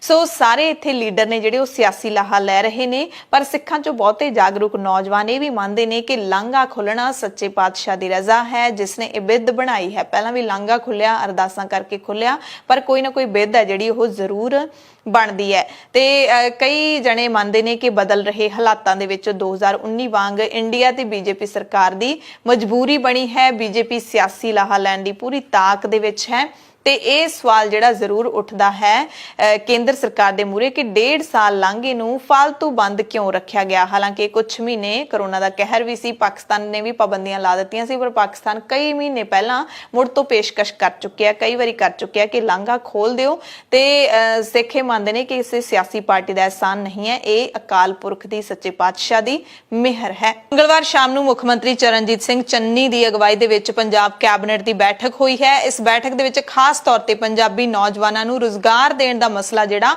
ਉਹ ਵਿਚਾਰਿਆ ਗਿਆ। ਇਸ ਦੇ ਵਿੱਚ ਜਿਹੜਾ ਇਹ ਸੀ ਗੱਲ, ਇਹ ਫੈਸਲਾ ਲੈਣਾ ਸੀ ਕਿ ਪੰਜਾਬ ਦੇ ਨੌਜਵਾਨਾਂ ਨੂੰ ਕਿੰਨੇ ਫੀਸਦੀ ਪਹਿਲ ਦਿੱਤੀ ਜਾਊਗੀ ਨੌਕਰੀਆਂ ਦੇ ਵਿੱਚ, ਕਿਉਂਕਿ ਸੋਮਵਾਰ ਨੂੰ ਹੀ ਮੁੱਖ ਮੰਤਰੀ ਚੰਨੀ ਨੇ ਐਲਾਨ ਕੀਤਾ ਹੈ ਕਿ ਪੰਜਾਬ ਦੇ ਨੌਜਵਾਨਾਂ ਨੂੰ ਹਰੇਕ ਨੌਕਰੀ ਦੇ ਵਿੱਚ ਪਹਿਲ ਮਿਲੂਗੀ। ਉਹਦੇ ਲਈ ਕੋਟਾ ਜਿਹੜਾ ਹੈਗਾ ਉਹ ਨਿਰਧਾਰਿਤ ਕੀਤਾ ਜਾਊਗਾ। ਇਸ ਦੇ ਲਈ ਬੈਠਕ ਦੇ ਵਿੱਚ 5 ਮੈਂਬਰੀ ਕਮੇਟੀ ਦਾ ਗਠਨ ਕਰ ਦਿੱਤਾ ਗਿਆ ਹੈ ਤੇ ਇਹ ਜਿਹੜੀ ਕਮੇਟੀ ਹੈ ਪੰਜਾਬ ਦੇ ਵਿੱਚ ਨੌਕਰੀਆਂ ਦੀਆਂ ਸੰਭਾਵਨਾਵਾਂ ਦੇ ਉੱਤੇ ਮੰਥਨ ਕਰੇਗੀ। ਮੰਥਨ ਕਰਨ ਤੋਂ ਬਾਅਦ ਫੈਸਲਾ ਲਿਆ ਜਾਊਗਾ ਕਿ ਕਿੰਨੇ ਫੀਸਦੀ ਪੰਜਾਬ ਦੇ ਨੌਜਵਾਨਾਂ ਨੂੰ ਨੌਕਰੀਆਂ ਦਿੱਤੀਆਂ ਜਾਣਗੀਆਂ, ਪਹਿਲ ਦੇ ਵਿੱਚ ਕਿੰਨੀ ਕੁ ਫੀਸਦ ਹੋਏਗੀ ਤੇ ਉਸ ਤੋਂ ਬਾਅਦ ਫਿਰ ਇਹ ਅਮਲ ਦੇ ਵਿੱਚ ਆਊਗਾ। ਹੁਣ ਸਮਾਂ ਸਰਕਾਰ ਦੇ ਕੋਲ ਘੱਟ ਹੈਗਾ, ਫਿਲਹਾਲ ਤੱਕ ਕਮੇਟੀ ਬਣਾਈ ਗਈ ਹੈ। ਰਾਜਕੁਮਾਰ ਵੇਰਕਾ ਜਿਹੜੇ ਕੈਬਨਿਟ ਮੰਤਰੀ ਨੇ, ਉਹਨਾਂ ਨੇ ਇਹ ਜਾਣਕਾਰੀ ਦਿੱਤੀ ਕਿ ਪੰਜਾਬ ਦੇ ਨੌਜਵਾਨਾਂ ਨੂੰ ਹੀ ਨੌਕਰੀਆਂ 'ਚ ਪਹਿਲ ਦੇਵਾਂਗੇ, ਪਰ ਜਿਹੜੇ ਹੋਰ ਸੂਬਿਆਂ ਦੇ ਨੌਜਵਾਨ ਕੰਮ ਕਰ ਰਹੇ ਨੇ ਉਹਨਾਂ ਨੂੰ ਵੀ ਹਟਾਇਆ ਨਹੀਂ ਜਾਏਗਾ। ਇਹ ਸਾਫ਼ ਕਰ ਦਿੱਤਾ ਹੈ ਕੈਬਨਿਟ ਨੇ। ਸਰਕਾਰ ਨੇ ਐਲਾਨ ਕੀਤਾ ਹੈ 5000 ਹੋਮਗਾਰਡਾਂ ਦੀ ਭਰਤੀ ਕੀਤੀ ਜਾਊਗੀ। ਨਰਸਿੰਗ ਸਟਾਫ ਲਈ ਵੀ ਹੁਣ ਵਿਭਾਗ ਹੀ ਪਾਲਿਸੀ ਤਿਆਰ ਕਰੂਗਾ ਤੇ ਵਿਭਾਗ ਹੀ ਭਰਤੀ ਕਰੂਗਾ। ਪਹਿਲਾਂ ਐਸਐਸਐਸ ਬੋਰਡ ਹੈ ਜਿਹੜਾ ਉਹ ਭਰਤੀ ਕਰਦਾ ਸੀ। ਕਰੋਨਾ ਕਾਲ ਦੇ ਵਿੱਚ ਜਿਹੜਾ ਨਰਸਿੰਗ ਸਟਾਫ ਭਰਤੀ ਕੀਤਾ ਗਿਆ ਸੀ ਉਸ ਨੂੰ ਹਟਾਇਆ ਨਹੀਂ ਜਾਵੇਗਾ। ਇਹ ਵੱਡਾ ਐਲਾਨ ਕੀਤਾ ਗਿਆ ਹੈ ਚੰਨੀ ਸਰਕਾਰ ਦੇ ਵੱਲੋਂ, ਕਿਉਂਕਿ ਸੂਬੇ ਦੇ ਹਰ ਜ਼ਿਲ੍ਹੇ ਦੇ ਵਿੱਚ ਕਰੋਨਾ ਕਾਲ ਦੇ ਵਿੱਚ ਜਿਹੜੇ ਕਿ ਮੋਰਲੀ ਕਤਾਰ ਦੇ ਵਿੱਚ ਕੰਮ ਕਰਨ ਵਾਲੇ ਵਲੰਟੀਅਰ ਸੀ ਉਹਨਾਂ ਨੂੰ ਹਟਾ ਦਿੱਤਾ ਗਿਆ ਸੀ ਤੇ ਉਹ ਲਗਾਤਾਰ ਧਰਨੇ ਮੁਜ਼ਾਹਰੇ ਕਰ ਰਹੇ ਸੀ। ਉਹਨਾਂ ਦੇ ਲਈ ਰਾਹਤ ਭਰਿਆ ਐਲਾਨ ਹੈਗਾ। ਸੀਨੀਅਰਿਟੀ ਤਹਿਤ ਇਹਨਾਂ ਨੂੰ ਤਰੱਕੀ ਵੀ ਦਿੱਤੀ ਜਾਊਗੀ ਤੇ ਨਵੇਂ ਏਜੀ ਦੀ ਨਿਯੁਕਤੀ ਬਾਰੇ ਬੁੱਧਵਾਰ ਸ਼ਾਮ ਤੱਕ ਫੈਸਲਾ ਲੈ ਲਿਆ ਜਾਏਗਾ। ਪੰਜਾਬ ਕੈਬਨਿਟ ਦੀ ਮੀਟਿੰਗ ਅਗਲੇ 2-3 ਦਿਨ ਤੱਕ ਫਿਰ ਹੋਵੇਗੀ। ਪੰਜਾਬ ਕਾਂਗਰਸ ਦੇ ਪ੍ਰਧਾਨ ਨਵਜੋਤ ਸਿੰਘ ਸਿੱਧੂ ਨੇ ਕੇਂਦਰ ਸਰਕਾਰ ਨੂੰ ਇਹ ਵੀ ਅਪੀਲ ਕੀਤੀ ਸੀ ਕਰਤਾਰਪੁਰ ਸਾਹਿਬ ਲਾਂਘਾ ਖੋਲਣ ਦੇ ਨਾਲ ਕਿ ਪ੍ਰਕਾਸ਼ ਪੁਰਬ ਦੇ ਮੌਕੇ ਤਿੰਨੇ ਖੇਤੀ ਕਾਨੂੰਨਾਂ ਨੂੰ ਰੱਦ ਕੀਤਾ ਜਾਵੇ, ਕਿਉਂਕਿ ਇਹ ਦਿਨ ਗੁਰੂ ਸਾਹਿਬਾਨ ਦੇ ਸ਼ਾਂਤੀ, ਸਦਭਾਵਨਾ ਤੇ ਭਾਈਚਾਰੇ ਦੇ ਸੰਦੇਸ਼ ਨੂੰ ਮੁੜ ਪ੍ਰਤੀਬਿੰਬਿਤ ਕਰਦਾ ਹੈ, ਦਰਸਾਉਂਦਾ ਹੈ। ਲੁਧਿਆਣਾ ਤੋਂ ਖਬਰ ਹੈ, ਜਿੱਥੇ ਦਾਖਾ ਹਲਕੇ ਤੋਂ ਅਕਾਲੀ ਵਿਧਾਇਕ ਮਨਪ੍ਰੀਤ ਸਿੰਘ ਏਆਲੀ ਤੇ ਹੋਰ ਵੱਡੇ ਕਾਰੋਬਾਰੀਆਂ ਦੇ ਘਰਾਂ ਦੇ ਵਿੱਚ ਆਮਦਨ ਕਰ ਵਿਭਾਗ ਨੇ ਛਾਪੇਮਾਰੀ ਕੀਤੀ। ਸਵੇਰ ਤੋਂ ਲੈ ਕੇ ਸ਼ਾਮ ਤੱਕ ਲਗਾਤਾਰ ਵਿਭਾਗ ਦੀ ਟੀਮ ਹੈ ਜਿਹੜੀ ਉਹ ਏਆਲੀ ਦੇ ਘਰ ਦੇ ਵਿੱਚ ਅਤੇ ਮੁੱਲਾਂਪੁਰ ਦਫ਼ਤਰ, ਗੋਲਫ ਲਿੰਕ ਅਤੇ ਸੀਆਰਪੀਐਫ ਨੂੰ ਨਾਲ ਲੈ ਕੇ ਛਾਪੇਮਾਰੀ ਹੈ ਜਿਹੜੀ ਉਸ ਨੂੰ ਅੰਜਾਮ ਦਿੱਤਾ ਗਿਆ। ਸਵੇਰੇ 6 ਵਜੇ ਦੇ ਕਰੀਬ ਛਾਪਾ ਵੱਜਿਆ ਸੀ ਤੇ ਵਿਭਾਗ ਦੇ 70 ਦੇ ਕਰੀਬ ਅਧਿਕਾਰੀ ਨੇ ਜਿਹੜੇ ਉਹ ਏਆਲੀ ਦੇ ਘਰ ਪਹੁੰਚੇ ਸੀ। ਅਕਾਲੀ ਵਿਧਾਇਕ ਹੈਗੇ ਨੇ ਮਨਪ੍ਰੀਤ ਸਿੰਘ ਏਆਲੀ। ਅਮਰੀਕਾ ਦੇ ਸੀਡੀਸੀ ਯਾਨੀ ਕਿ ਰੋਗ ਨਿਯੰਤਰਣ ਤੇ ਰੋਕਥਾਮ ਕੇਂਦਰ ਨੇ ਭਾਰਤ ਦੀ ਯਾਤਰਾ ਕਰਨ ਵਾਲੇ ਅਮਰੀਕੀਆਂ ਦੇ ਲਈ ਲੈਵਲ 1 ਨੋਟਿਸ ਜਾਰੀ ਕੀਤਾ ਹੈ। ਸੀਡੀਸੀ ਨੇ ਕਿਹਾ ਕਿ ਜੇ ਕਿਸੇ ਨੇ ਆਪਣਾ ਟੀਕਾਕਰਨ ਪੂਰਾ ਕਰ ਲਿਆ ਤਾਂ ਵਾਇਰਸ ਹੋਣ ਦੇ ਜ਼ੋਖਮ ਨੂੰ ਘਟਾਇਆ ਜਾ ਸਕਦਾ ਹੈ। ਸੀਡੀਸੀ ਨੇ ਆਪਣੇ ਸਿਹਤ ਯਾਤਰਾ ਨੋਟਿਸ ਲੈਵਲ 1 ਦੇ ਵਿੱਚ ਕਿਹਾ ਹੈ ਕਿ ਜੇ ਤੁਸੀਂ FDA ਯਾਨੀ ਕਿ ਫੂਡ ਐਂਡ ਡਰੱਗ ਐਡਮਿਨਿਸਟ੍ਰੇਸ਼ਨ ਵੱਲੋਂ ਅਧਿਕਾਰਿਤ ਵੈਕਸੀਨ ਦੀਆਂ ਸਾਰੀਆਂ ਖੁਰਾਕਾਂ ਲਈਆਂ ਨੇ ਤਾਂ ਤੁਹਾਨੂੰ COVID-19 ਹੋਣ ਦਾ ਖਤਰਾ ਘਟ ਰਿਹਾ ਹੈ। ਇਸ ਲਈ ਹੁਣ ਭਾਰਤ ਦੀ ਯਾਤਰਾ ਕਰਨ ਵਾਲੇ ਪੂਰਾ ਟੀਕਾਕਰਨ ਕਰਵਾਉਣ ਅਤੇ ਭਾਰਤ ਵਿੱਚ ਕੋਵਿਡ ਬਾਰੇ ਜਾਰੀ ਸ਼ਰਤਾਂ ਦੀ ਪਾਲਣਾ ਕਰਨ। ਸੋ ਇਹ ਸਿਹਤ ਨੋਟਿਸ ਹੈ ਜਿਹੜਾ ਉਹ ਜਾਰੀ ਕੀਤਾ ਹੈ ਅਮਰੀਕਾ ਦੇ ਸੀਡੀਸੀ ਨੇ ਭਾਰਤ ਦੀ ਯਾਤਰਾ ਕਰਨ ਵਾਲਿਆਂ ਦੇ ਲਈ ਲੈਵਲ 1 COVID-19 ਸਿਹਤ ਨੋਟਿਸ। ਸੁਪਰੀਮ ਕੋਰਟ ਨੇ ਪੰਜਾਬ ਦੇ ਵਿੱਚ ਡੀਜੀਪੀ ਦੀ ਨਿਯੁਕਤੀ ਦੇ ਖਿਲਾਫ ਜਿੰਨੀਆਂ ਵੀ ਅਪੀਲਾਂ ਦਾਇਰ ਸੀ ਸਾਰੀਆਂ ਨੂੰ ਖਾਰਿਜ ਕਰ ਦਿੱਤਾ ਹੈ। ਦਿਨਕਰ ਗੁਪਤਾ ਦੀ ਪੰਜਾਬ ਪੁਲਿਸ ਦੇ ਡੀਜੀਪੀ ਵਜੋਂ ਨਿਯੁਕਤੀ ਨੂੰ ਬਰਕਰਾਰ ਰੱਖਣ ਅਤੇ ਪੰਜਾਬ ਤੇ ਹਰਿਆਣਾ ਹਾਈ ਕੋਰਟ ਦੇ ਹੁਕਮਾਂ ਦੇ ਖਿਲਾਫ ਦਾਇਰ ਅਪੀਲਾਂ ਨੂੰ ਸੁਪਰੀਮ ਕੋਰਟ ਨੇ ਰੱਦ ਕਰ ਦਿੱਤਾ ਹੈ। ਜਸਟਿਸ ਐਲ ਨਾਗੇਸ਼ਵਰ ਰਾਓ ਦੇ ਬੈਂਚ ਨੇ ਭਾਰਤੀ ਪੁਲਿਸ ਸੇਵਾ ਯਾਨੀ ਕਿ IPS ਅਧਿਕਾਰੀਆਂ ਸਿਧਾਰਥ ਚੱਟੋਪਾਧਿਆਏ ਅਤੇ ਮੁਹੰਮਦ ਮੁਸਤਫਾ ਦੀਆਂ ਅਪੀਲਾਂ ਨੂੰ ਖਾਰਿਜ ਕਰ ਦਿੱਤਾ ਹੈ। ਸੁਪਰੀਮ ਕੋਰਟ ਨੇ ਇਸ ਮਾਮਲੇ ਦੇ ਵਿੱਚ 15 ਸਤੰਬਰ ਨੂੰ ਸਾਰੀਆਂ ਧਿਰਾਂ ਨੂੰ ਸੁਣਿਆ। ਦਰਅਸਲ ਇਹਨਾਂ ਅਪੀਲਾਂ ਦੇ ਵਿੱਚ ਗੁਪਤਾ ਨੂੰ ਪੰਜਾਬ ਦਾ ਡੀਜੀਪੀ ਨਿਯੁਕਤ ਕਰਨ ਦੇ ਹੁਕਮਾਂ ਨੂੰ ਚੁਣੌਤੀ ਦਿੱਤੀ ਗਈ ਸੀ। ਬੈਂਚ ਨੇ ਕਿਹਾ ਕਿ ਪਟੀਸ਼ਨਾਂ ਨੂੰ ਅਸੀਂ ਖਾਰਿਜ ਕਰਦੇ ਹਾਂ।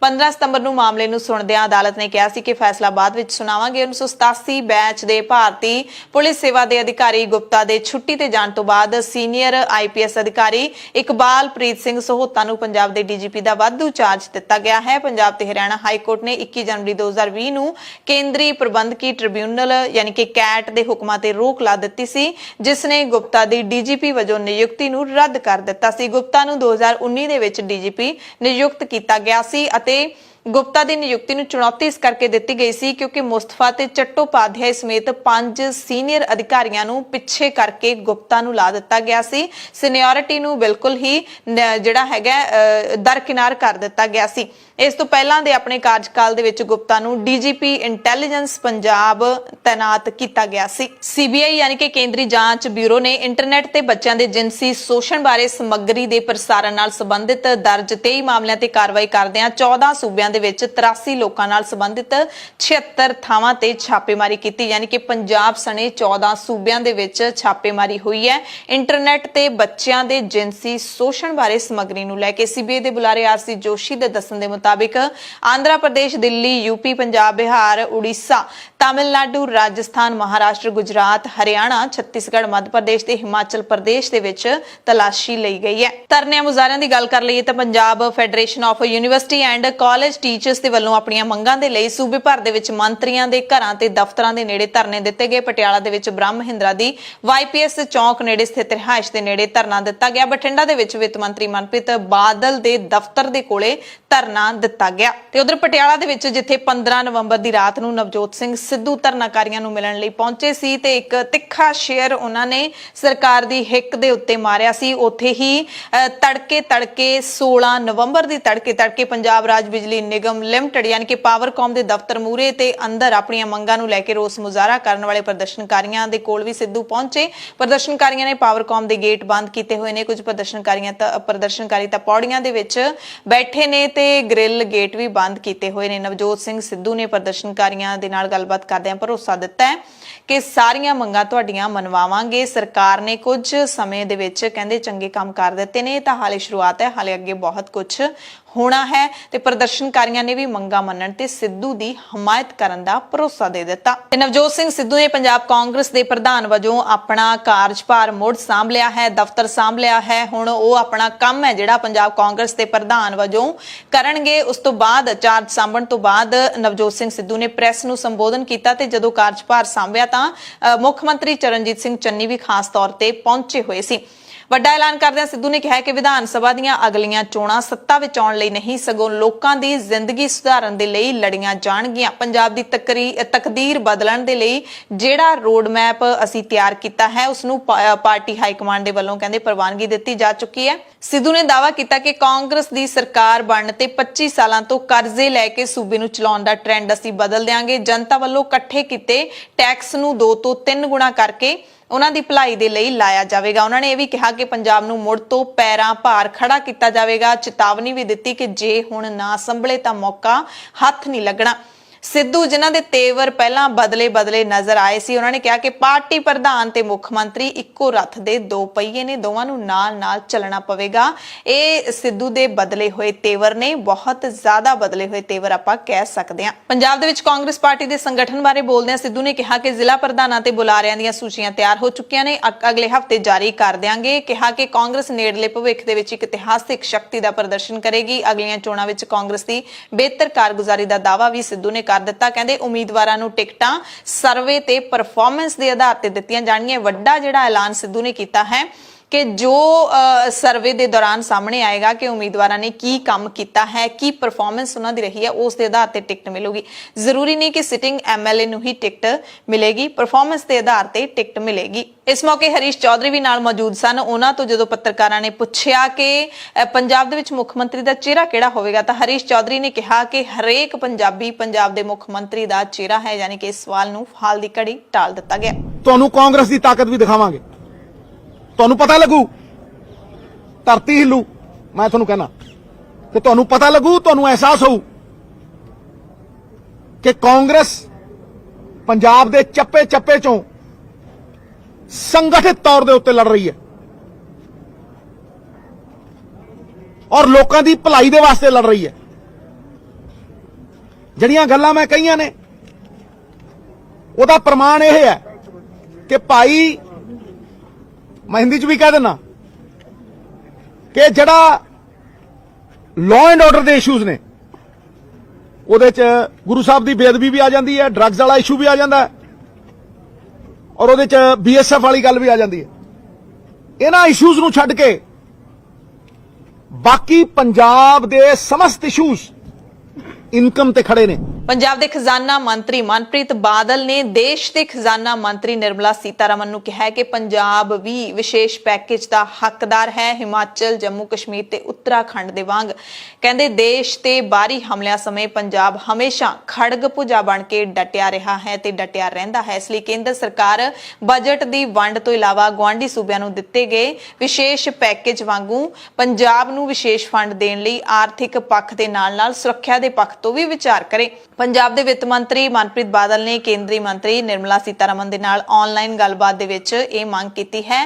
ਮੁਲਕ ਦੇ ਵਿੱਚ ਨਿਵੇਸ਼, ਬੁਨਿਆਦੀ ਢਾਂਚੇ ਤੇ ਵਿਕਾਸ ਨੂੰ ਹੁਲਾਰਾ ਦੇਣ ਬਾਰੇ ਇਸ ਮੀਟਿੰਗ ਦੇ ਵਿੱਚ ਚਰਚਾ ਕੀਤੀ ਗਈ। ਖਜ਼ਾਨਾ ਮੰਤਰੀ ਮਨਪ੍ਰੀਤ ਬਾਦਲ ਨੇ ਪੰਜਾਬ ਨੂੰ ਵਿਸ਼ੇਸ਼ ਪੈਕੇਜ ਦੇਣ ਦੀ ਮੰਗ ਜ਼ੋਰਦਾਰ ਤਰੀਕੇ ਦੇ ਨਾਲ ਚੁੱਕਦਿਆਂ ਜਾਣਕਾਰੀ ਦਿੱਤੀ ਨਿਰਮਲਾ ਸੀਤਾਰਮਨ ਨੂੰ ਕਿ ਸਰਹੱਦੀ ਸੂਬਾ ਵੀ ਆਪਣੇ ਗੁਆਂਢੀ ਸੂਬਿਆਂ ਹਿਮਾਚਲ ਪ੍ਰਦੇਸ਼, ਜੰਮੂ ਤੇ ਉੱਤਰਾਖੰਡ ਵਾਂਗ ਵਿਸ਼ੇਸ਼ ਪੈਕੇਜ ਦਾ ਹੱਕਦਾਰ ਹੈ। ਉਹਨਾਂ ਕਿਹਾ ਕਿ ਪੰਜਾਬ ਦੇ ਵਸਨੀਕ ਬਹੁਤ ਮਿਹਨਤੀ ਨੇ। ਪੰਜਾਬ ਨੂੰ ਸਿਰਫ ਭੂਗੋਲਿਕ ਸਥਿਤੀ ਵਜੋਂ ਹੀ ਨਾ ਵਿਚਾਰਿਆ ਜਾਵੇ ਕਿਉਂਕਿ ਸੂਬੇ ਨੇ 1947, 1962, ਫਿਰ 1965 ਤੇ 1971 ਵਿੱਚ ਦੇਸ਼ ਦੀ ਲੜਾਈ ਲੜਨ ਤੋਂ ਇਲਾਵਾ ਸਰਹੱਦ ਪਾਰੋਂ ਗੁਆਂਢੀ ਮੁਲਕਾਂ ਦੇ ਵੱਲੋਂ ਫੈਲਾਏ ਅੱਤਵਾਦ ਖਿਲਾਫ ਵੀ 10 ਸਾਲਾਂ ਤੱਕ ਕੌਮੀ ਲੜਾਈ ਲੜੀ ਹੈ ਤੇ ਕਿਉਂ ਪੰਜਾਬ ਵਿਸ਼ੇਸ਼ ਪੈਕੇਜ ਦਾ ਹੱਕਦਾਰ ਨਹੀਂ ਹੈ। ਹੁਣ ਦੇਖੋ ਪੰਜਾਬ ਦੀ ਇਸ ਖਾਸ ਮੰਗ ਦੇ ਉੱਤੇ ਬੀਜੇਪੀ ਦੀ ਜਿਹੜੀ ਮੋਦੀ ਸਰਕਾਰ ਹੈ ਉਹ ਕੀ ਫੈਸਲਾ ਲੈਂਦੀ ਹੈ। ਪੰਜਾਬ ਕਾਂਗਰਸ ਦੇ ਪ੍ਰਧਾਨ ਨਵਜੋਤ ਸਿੰਘ ਸਿੱਧੂ ਦੇ ਖਿਲਾਫ ਜਿਹੜੀ ਮਾਣਹਾਨੀ ਦੀ ਕਾਰਵਾਈ ਸ਼ੁਰੂ ਕਰਨ ਨੂੰ ਲੈ ਕੇ ਅਰਜ਼ੀ ਦਾਖਲ ਕੀਤੀ ਗਈ ਹੈ, ਉਸ ਤੇ ਮੰਗਲਵਾਰ ਨੂੰ ਹਰਿਆਣਾ ਦੇ ਐਡਵੋਕੇਟ ਜਨਰਲ ਦੇ ਮੂਹਰੇ ਸੁਣਵਾਈ ਹੋਈ। ਏਜੀ ਨੇ ਮਾਮਲੇ ਦੇ ਵਿੱਚ ਵਕੀਲ ਪਰਮਜੀਤ ਸਿੰਘ ਦੀਆਂ ਦਲੀਲਾਂ ਸੁਣੀਆਂ, ਤੱਥਾਂ ਬਾਰੇ ਜਾਣਕਾਰੀ ਮੰਗੀ।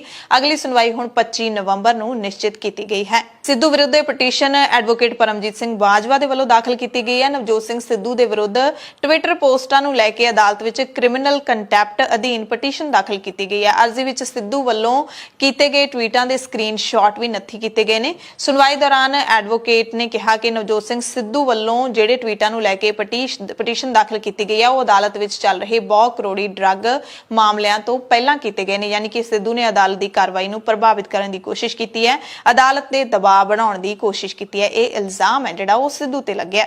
ਖਬਰ ਸਿਟੀ ਬਿਊਟੀਫੁਲ ਚੰਡੀਗੜ੍ਹ ਤੋਂ ਹੈ, ਜਿੱਥੇ ਪੰਜਾਬ ਇੰਜੀਨੀਅਰਿੰਗ ਕਾਲਜ ਯਾਨੀ ਕਿ ਪੈਕ ਦੇ ਵਿੱਚ ਦੇਸ਼ ਦੇ ਰਾਸ਼ਟਰਪਤੀ ਰਾਮਨਾਥ ਕੋਵਿੰਦ ਦੀ ਆਮਦ ਦੇ ਚੰਡੀਗੜ੍ਹ ਦੀਆਂ ਸੜਕਾਂ ਤੇ ਟ੍ਰੈਫਿਕ ਰੂਟ ਬਦਲ ਦਿੱਤੇ ਗਏ। ਚੰਡੀਗੜ੍ਹ ਦੇ ਵਿੱਚ ਥਾਂ-ਥਾਂ ਤੇ ਜਾਮ ਲੱਗ ਗਏ। ਇਸ ਕਾਰਨ ਟ੍ਰੈਫਿਕ ਪੁਲਿਸ ਨੂੰ ਆਵਾਜਾਈ ਆਮ ਵਾਂਗ ਕਰਨ ਦੇ ਵਿੱਚ ਕਾਫੀ ਜਦੋਜਹਿਦ ਕਰਨੀ ਪਈ। ਸ਼ਹਿਰ ਦੇ ਵਿੱਚ ਟ੍ਰੈਫਿਕ ਜਾਮ ਕਰਕੇ ਵਾਸੀਆਂ ਨੂੰ ਕਾਫੀ ਦਿੱਕਤਾਂ ਦਾ ਸਾਹਮਣਾ ਕਰਨਾ ਪਿਆ। ਲੋਕਾਂ ਨੂੰ ਆਪਣੇ ਕੰਮ-ਕਾਜ ਤੇ ਜਾਣ ਲਈ ਵੀ ਕਾਫੀ ਮੁਸ਼ਕਲਾਂ ਪੇਸ਼ ਆਈਆਂ। ਜ਼ੀਰਕਪੁਰ ਵਾਲੇ ਪਾਸੇ ਤੋਂ ਪੰਜਾਬ, ਹਰਿਆਣਾ ਤੇ ਹੋਰ ਸੂਬਿਆਂ ਤੋਂ ਆਉਣ ਵਾਲੇ ਲੋਕਾਂ ਨੂੰ ਬਹੁਤ ਜ਼ਿਆਦਾ ਮੁਸ਼ਕਲਾਂ ਆਈਆਂ। ਪੰਜਾਬ ਯੂਨੀਵਰਸਿਟੀ ਚੰਡੀਗੜ੍ਹ ਦੇ ਨਾਲ ਜੁੜੀ ਖਾਸ ਖਬਰ ਹੈ ਕਿ ਯੂਨੀਵਰਸਿਟੀ ਦੇ ਸਿਰ ਚੰਡੀਗੜ੍ਹ ਨਗਰ ਨਿਗਮ ਦੀ 22 ਕਰੋੜ ਦੀ ਦੇਣਦਾਰੀ ਖੜੀ ਹੈ। ਯਾਨੀ ਕਿ ਪੰਜਾਬ ਯੂਨੀਵਰਸਿਟੀ ਚੰਡੀਗੜ੍ਹ ਨੇ ਨਗਰ ਨਿਗਮ ਨੂੰ 22 ਕਰੋੜ ਰੁਪਏ ਦੇਣੇ ਨੇ। ਪੰਜਾਬ ਯੂਨੀਵਰਸਿਟੀ ਵੱਲੋਂ ਪ੍ਰਾਪਰਟੀ ਟੈਕਸ ਨਹੀਂ ਭਰਿਆ ਗਿਆ, ਜਿਸ ਦੀ ਰਕਮ 22 ਕਰੋੜ ਬਣ ਚੁੱਕੀ ਹੈ ਤੇ ਚੰਡੀਗੜ੍ਹ ਨਗਰ ਨਿਗਮ ਨੇ ਯੂਨੀਵਰਸਿਟੀ ਨੂੰ 22 ਕਰੋੜ ਜਮ੍ਹਾਂ ਨਾ ਕਰਵਾਉਣ ਦੀ ਸੂਰਤ ਦੇ ਵਿੱਚ ਮਿਊਜ਼ਿਕ ਫੇਸ ਕਰਨ ਦੀ ਚੇਤਾਵਨੀ ਦਿੱਤੀ ਹੈ। ਯਾਨੀ ਕਿ ਹਾਲਾਤਾਂ ਦਾ ਸਾਹਮਣਾ ਕਰਨ ਦੀ ਚੇਤਾਵਨੀ ਦੇ ਦਿੱਤੀ ਹੈ। ਚੰਡੀਗੜ੍ਹ ਦੇ ਇਤਿਹਾਸ ਦੇ ਵਿੱਚ ਪਹਿਲੀ ਵਾਰੀ ਹੈ ਜਦੋਂ ਕਿਸੇ ਅਦਾਰੇ ਵੱਲ ਪ੍ਰਾਪਰਟੀ ਟੈਕਸ ਦੀ ਇੰਨੀ ਵੱਡੀ ਰਕਮ ਖੜੀ ਹੋਵੇ। ਯੂਨੀਵਰਸਿਟੀ ਦੇ ਵੱਲੋਂ ਚਾਲੂ ਵਿੱਤੀ ਸਾਲ ਦੌਰਾਨ 68 ਲੱਖ ਰੁਪਏ ਪ੍ਰਾਪਰਟੀ ਟੈਕਸ ਦੇ ਪੈਸੇ ਜਮ੍ਹਾਂ ਕਰਵਾਏ ਜਾ ਚੁੱਕੇ ਨੇ, ਪਰ ਹਾਲੇ ਤੱਕ ਵੀ ਕਰੋੜਾਂ ਰੁਪਈਆਂ ਦੀ ਰਕਮ ਖੜੀ ਹੈ। ਨਗਰ ਨਿਗਮ ਦੀ ਟੈਕਸ ਬ੍ਰਾਂਚ ਨੇ ਨੋਟਿਸ ਭੇਜਣ ਤੋਂ ਪਹਿਲਾਂ ਯੂਨੀਵਰਸਿਟੀ ਦੇ ਰਕਬੇ ਅਤੇ ਬਿਲਡਿੰਗਾਂ ਦਾ ਪੂਰਾ ਹਿਸਾਬ ਕਿਤਾਬ ਲਾਇਆ। ਯੂਨੀਵਰਸਿਟੀ ਵੱਲੋਂ ਆਪਣੇ ਪੱਧਰ ਤੇ ਵੀ ਬਹੁ ਮੰਜ਼ਲੀ ਇਮਾਰਤਾਂ ਤੇ ਰਕਬੇ ਦਾ ਹਿਸਾਬ ਕਿਤਾਬ ਲਾਉਣ ਲਈ ਤਕਨੀਕੀ ਮਾਹਿਰਾਂ ਦੀ ਕਮੇਟੀ ਦਾ ਗਠਨ ਕੀਤਾ ਗਿਆ।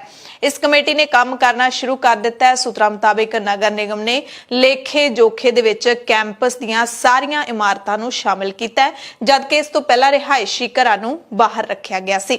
ਇਸ ਨਾਲ ਯੂਨੀਵਰਸਿਟੀ ਨੂੰ ਤਾਂ ਵੱਡੀ ਰਾਹਤ ਮਿਲੀ ਸੀ, ਪਰ ਇਸ ਵਾਰੀ ਨਿਗਮ ਕੋਈ ਰਿਆਇਤ ਨਹੀਂ ਦੇਣੀ ਚਾਹੁੰਦਾ। ਜਾਣਕਾਰੀ ਇਹ ਵੀ ਹੈ ਕਿ ਯੂਨੀਵਰਸਿਟੀ ਪ੍ਰਾਪਰਟੀ ਟੈਕਸ ਨੂੰ ਲੈ ਕੇ ਕਈ ਚਿਰਾਂ ਤੋਂ ਰੌਲਾ ਰੱਪਾ ਚੱਲ ਰਿਹਾ ਹੈ, ਰੋਲ ਘਚੋਲਾ ਚੱਲ ਰਿਹਾ ਹੈ। ਦੋਹਾਂ ਧਿਰਾਂ ਦੀਆਂ ਕਈ ਮੀਟਿੰਗਾਂ ਵੀ ਹੋਈਆਂ, ਪਰ ਸਹਿਮਤੀ ਨਹੀਂ ਬਣ ਸਕੀ। ਨਗਰ ਨਿਗਮ ਆਪ ਘਾਟਾ ਸਹਿ ਕੇ ਯੂਨੀਵਰਸਿਟੀ ਨੂੰ ਰਾਹਤ ਦੇਣ ਦੇ ਰੌਂਦ ਵਿੱਚ ਨਹੀਂ ਹੈ। ਨੋਟਿਸ ਮਿਲਣ ਤੋਂ ਬਾਅਦ ਯੂਨੀਵਰਸਿਟੀ ਅਤੇ ਨਿਗਮ ਦੇ ਅਧਿਕਾਰੀਆਂ ਨੇ ਰਲ ਕੇ ਸਾਰਾ ਰਿਕਾਰਡ ਚੈੱਕ ਕੀਤਾ, ਨਵੇਂ ਸਰਵੇ ਤੇ ਵਿਚਾਰ ਵਟਾਂਦਰਾ ਵੀ ਕੀਤਾ। ਪ੍ਰਾਪਰਟੀ ਟੈਕਸ ਨਗਰ ਨਿਗਮ ਵਾਸਤੇ ਆਮਦਨ ਦਾ ਇੱਕ ਵੱਡਾ ਸਰੋਤ ਹੈ, ਇਸ ਲਈ ਵੱਧ ਤੋਂ ਵੱਧ ਮਾਲੀਆ ਇਕੱਠਾ ਕਰਨ ਦੇ ਲਈ ਜ਼ੋਰ ਲਾਇਆ ਜਾ ਰਿਹਾ ਹੈ। ਯੂਨੀਵਰਸਿਟੀ ਤੋਂ ਬਿਨਾਂ ਕਈ ਅਦਾਰਿਆਂ ਨੂੰ ਵੀ ਨੋਟਿਸ ਦਿੱਤੇ ਗਏ ਨੇ। ਹਾਲਾਂਕਿ ਕਾਰਪੋਰੇਸ਼ਨ ਨੂੰ ਪ੍ਰਾਪਰਟੀ ਟੈਕਸ ਤੋਂ 46 ਕਰੋੜ 50 ਲੱਖ ਰੁਪਏ ਹਾਸਲ ਹੋਏ ਨੇ, ਜਿਨ੍ਹਾਂ ਦੇ ਵਿੱਚੋਂ 13 ਕਰੋੜ ਰਿਹਾਇਸ਼ੀ ਤੇ 33 ਕਰੋੜ 5 ਲੱਖ ਰੁਪਏ ਵਪਾਰਿਕ ਅਦਾਰਿਆਂ ਤੋਂ ਮਿਲੇ ਨੇ। ਪੰਜਾਬ ਦੀਆਂ ਜੇਲ੍ਹਾਂ ਦੇ ਨਾਲ ਜੁੜੀ ਖਬਰ ਹੈ। ਪਟਿਆਲਾ ਦੀ ਕੇਂਦਰੀ ਜੇਲ੍ਹ ਦੇ ਵਿੱਚ ਪੰਜਾਬ ਦੇ ਏਡੀਜੀਪੀ ਜੇਲ੍ਹਾਂ ਪ੍ਰਵੀਨ ਕੁਮਾਰ ਸਿਨਹਾ ਨੇ ਪੰਜਾਬ ਸਰਕਾਰ ਦੇ ਵੱਲੋਂ ਸ਼ੁਰੂ ਕਰਵਾਈਆਂ ਪੰਜਾਬ ਜੇਲ੍ਹ 올림픽ਸ 2021 ਦਾ ਆਗਾਜ਼ ਕੀਤਾ। ਪੰਜਾਬ ਸਰਕਾਰ ਦੇ ਵੱਲੋਂ ਇਹ ਖੇਡਾਂ ਖਾਸ ਤੌਰ ਤੇ ਜੇਲ੍ਹਾਂ ਵਿੱਚ ਬੰਦ ਕੈਦੀਆਂ ਦੇ ਮਨਾਂ ਵਿੱਚ ਖੇਡ ਭਾਵਨਾ ਪੈਦਾ ਕਰਕੇ ਉਹਨਾਂ ਦੇ ਚਰਿੱਤਰ ਦੇ ਵਿੱਚ ਸੁਧਾਰ ਲਿਆਉਣ ਲਈ ਸ਼ੁਰੂ ਕਰਵਾਈਆਂ ਗਈਆਂ ਨੇ। ਖਬਰ ਟਿੱਕਰੀ ਬਾਰਡਰ ਮੋਰਚੇ ਦੇ ਨਾਲ ਜੁੜੀ ਹੋਈ ਹੈ। ਕੁਝ ਦਿਨ ਪਹਿਲਾਂ ਹੀ ਟਿੱਕਰੀ ਬਾਰਡਰ ਤੇ ਦਰਦਨਾਕ ਹਾਦਸਾ ਵਾਪਰਿਆ ਸੀ, ਜਿਸ ਦੇ ਵਿੱਚ ਮਾਨਸਾ ਦੇ ਪਿੰਡ ਖੀਵਾ ਦਿਆਲੂ ਵਾਲਾ ਦੀਆਂ 3 ਬੀਬੀਆਂ ਸ਼ਹੀਦੀ ਪਾ ਗਈਆਂ ਸੀ ਤੇ ਹੁਣ ਮਾਨਸਾ ਦੇ ਪਿੰਡ ਰੱਲਾ ਦੇ ਇੱਕ ਕਿਸਾਨ ਦੀ ਟਿੱਕਰੀ ਬਾਰਡਰ ਤੇ ਮੌਤ ਹੋ ਗਈ ਹੈ। 60 ਸਾਲ ਦੀ ਉਮਰ ਸੀ। ਕਿਸਾਨ ਦਾ ਨਾਮ ਮਹਿੰਦਰ ਸਿੰਘ ਸੀ ਤੇ 16 ਤਰੀਕ ਨੂੰ ਸਵੇਰੇ ਉਹਨਾਂ ਦੀ ਮੌਤ ਹੋ ਗਈ ਤੇ ਮੌਤ ਦਾ ਕਾਰਨ ਦਿਲ ਦਾ ਦੌਰਾ ਮੰਨਿਆ ਜਾ ਰਿਹਾ ਹੈ। ਕਿਸਾਨ ਸੰਘਰਸ਼ ਕਮੇਟੀ ਦੇ ਸੂਬਾ ਲੀਡਰ ਮੇਘਰਾਜ ਰੱਲਾ ਨੇ ਦੱਸਿਆ ਕਿ ਕਿਸਾਨ ਹਫ਼ਤੇ ਤੋਂ ਦਿੱਲੀ ਕਿਸਾਨ ਮੋਰਚੇ ਦੇ ਵਿੱਚ ਗਿਆ ਹੋਇਆ ਸੀ। ਪਹਿਲਾਂ ਵੀ ਆਉਂਦਾ ਜਾਂਦਾ ਰਹਿੰਦਾ ਸੀ। ਆਰਥਿਕ ਪੱਖ ਤੋਂ ਬੇਹੱਦ ਕਮਜ਼ੋਰ ਸੀ, ਇਸੇ ਕਰਕੇ ਵਿਆਹ ਵੀ ਨਹੀਂ ਹੋਇਆ ਸੀ ਕਿਸਾਨ ਦਾ ਤੇ ਟਿੱਕਰੀ ਬਾਰਡਰ ਮੋਰਚੇ ਤੇ ਸੰਘਰਸ਼ ਦੌਰਾਨ ਇਸ ਦੀ ਮੌਤ ਹੋ ਗਈ ਹੈ। ਪੰਜਾਬ ਦੀਆਂ ਖਬਰਾਂ ਦੇ ਇਸ ਖਾਸ ਬੁਲੇਟਿਨ ਦੇ ਵਿੱਚ ਤੁਹਾਡੇ ਸਭ ਤੋਂ ਇਜਾਜ਼ਤ ਚਾਹੁੰਦੇ ਹਾਂ। ਧੰਨਵਾਦ।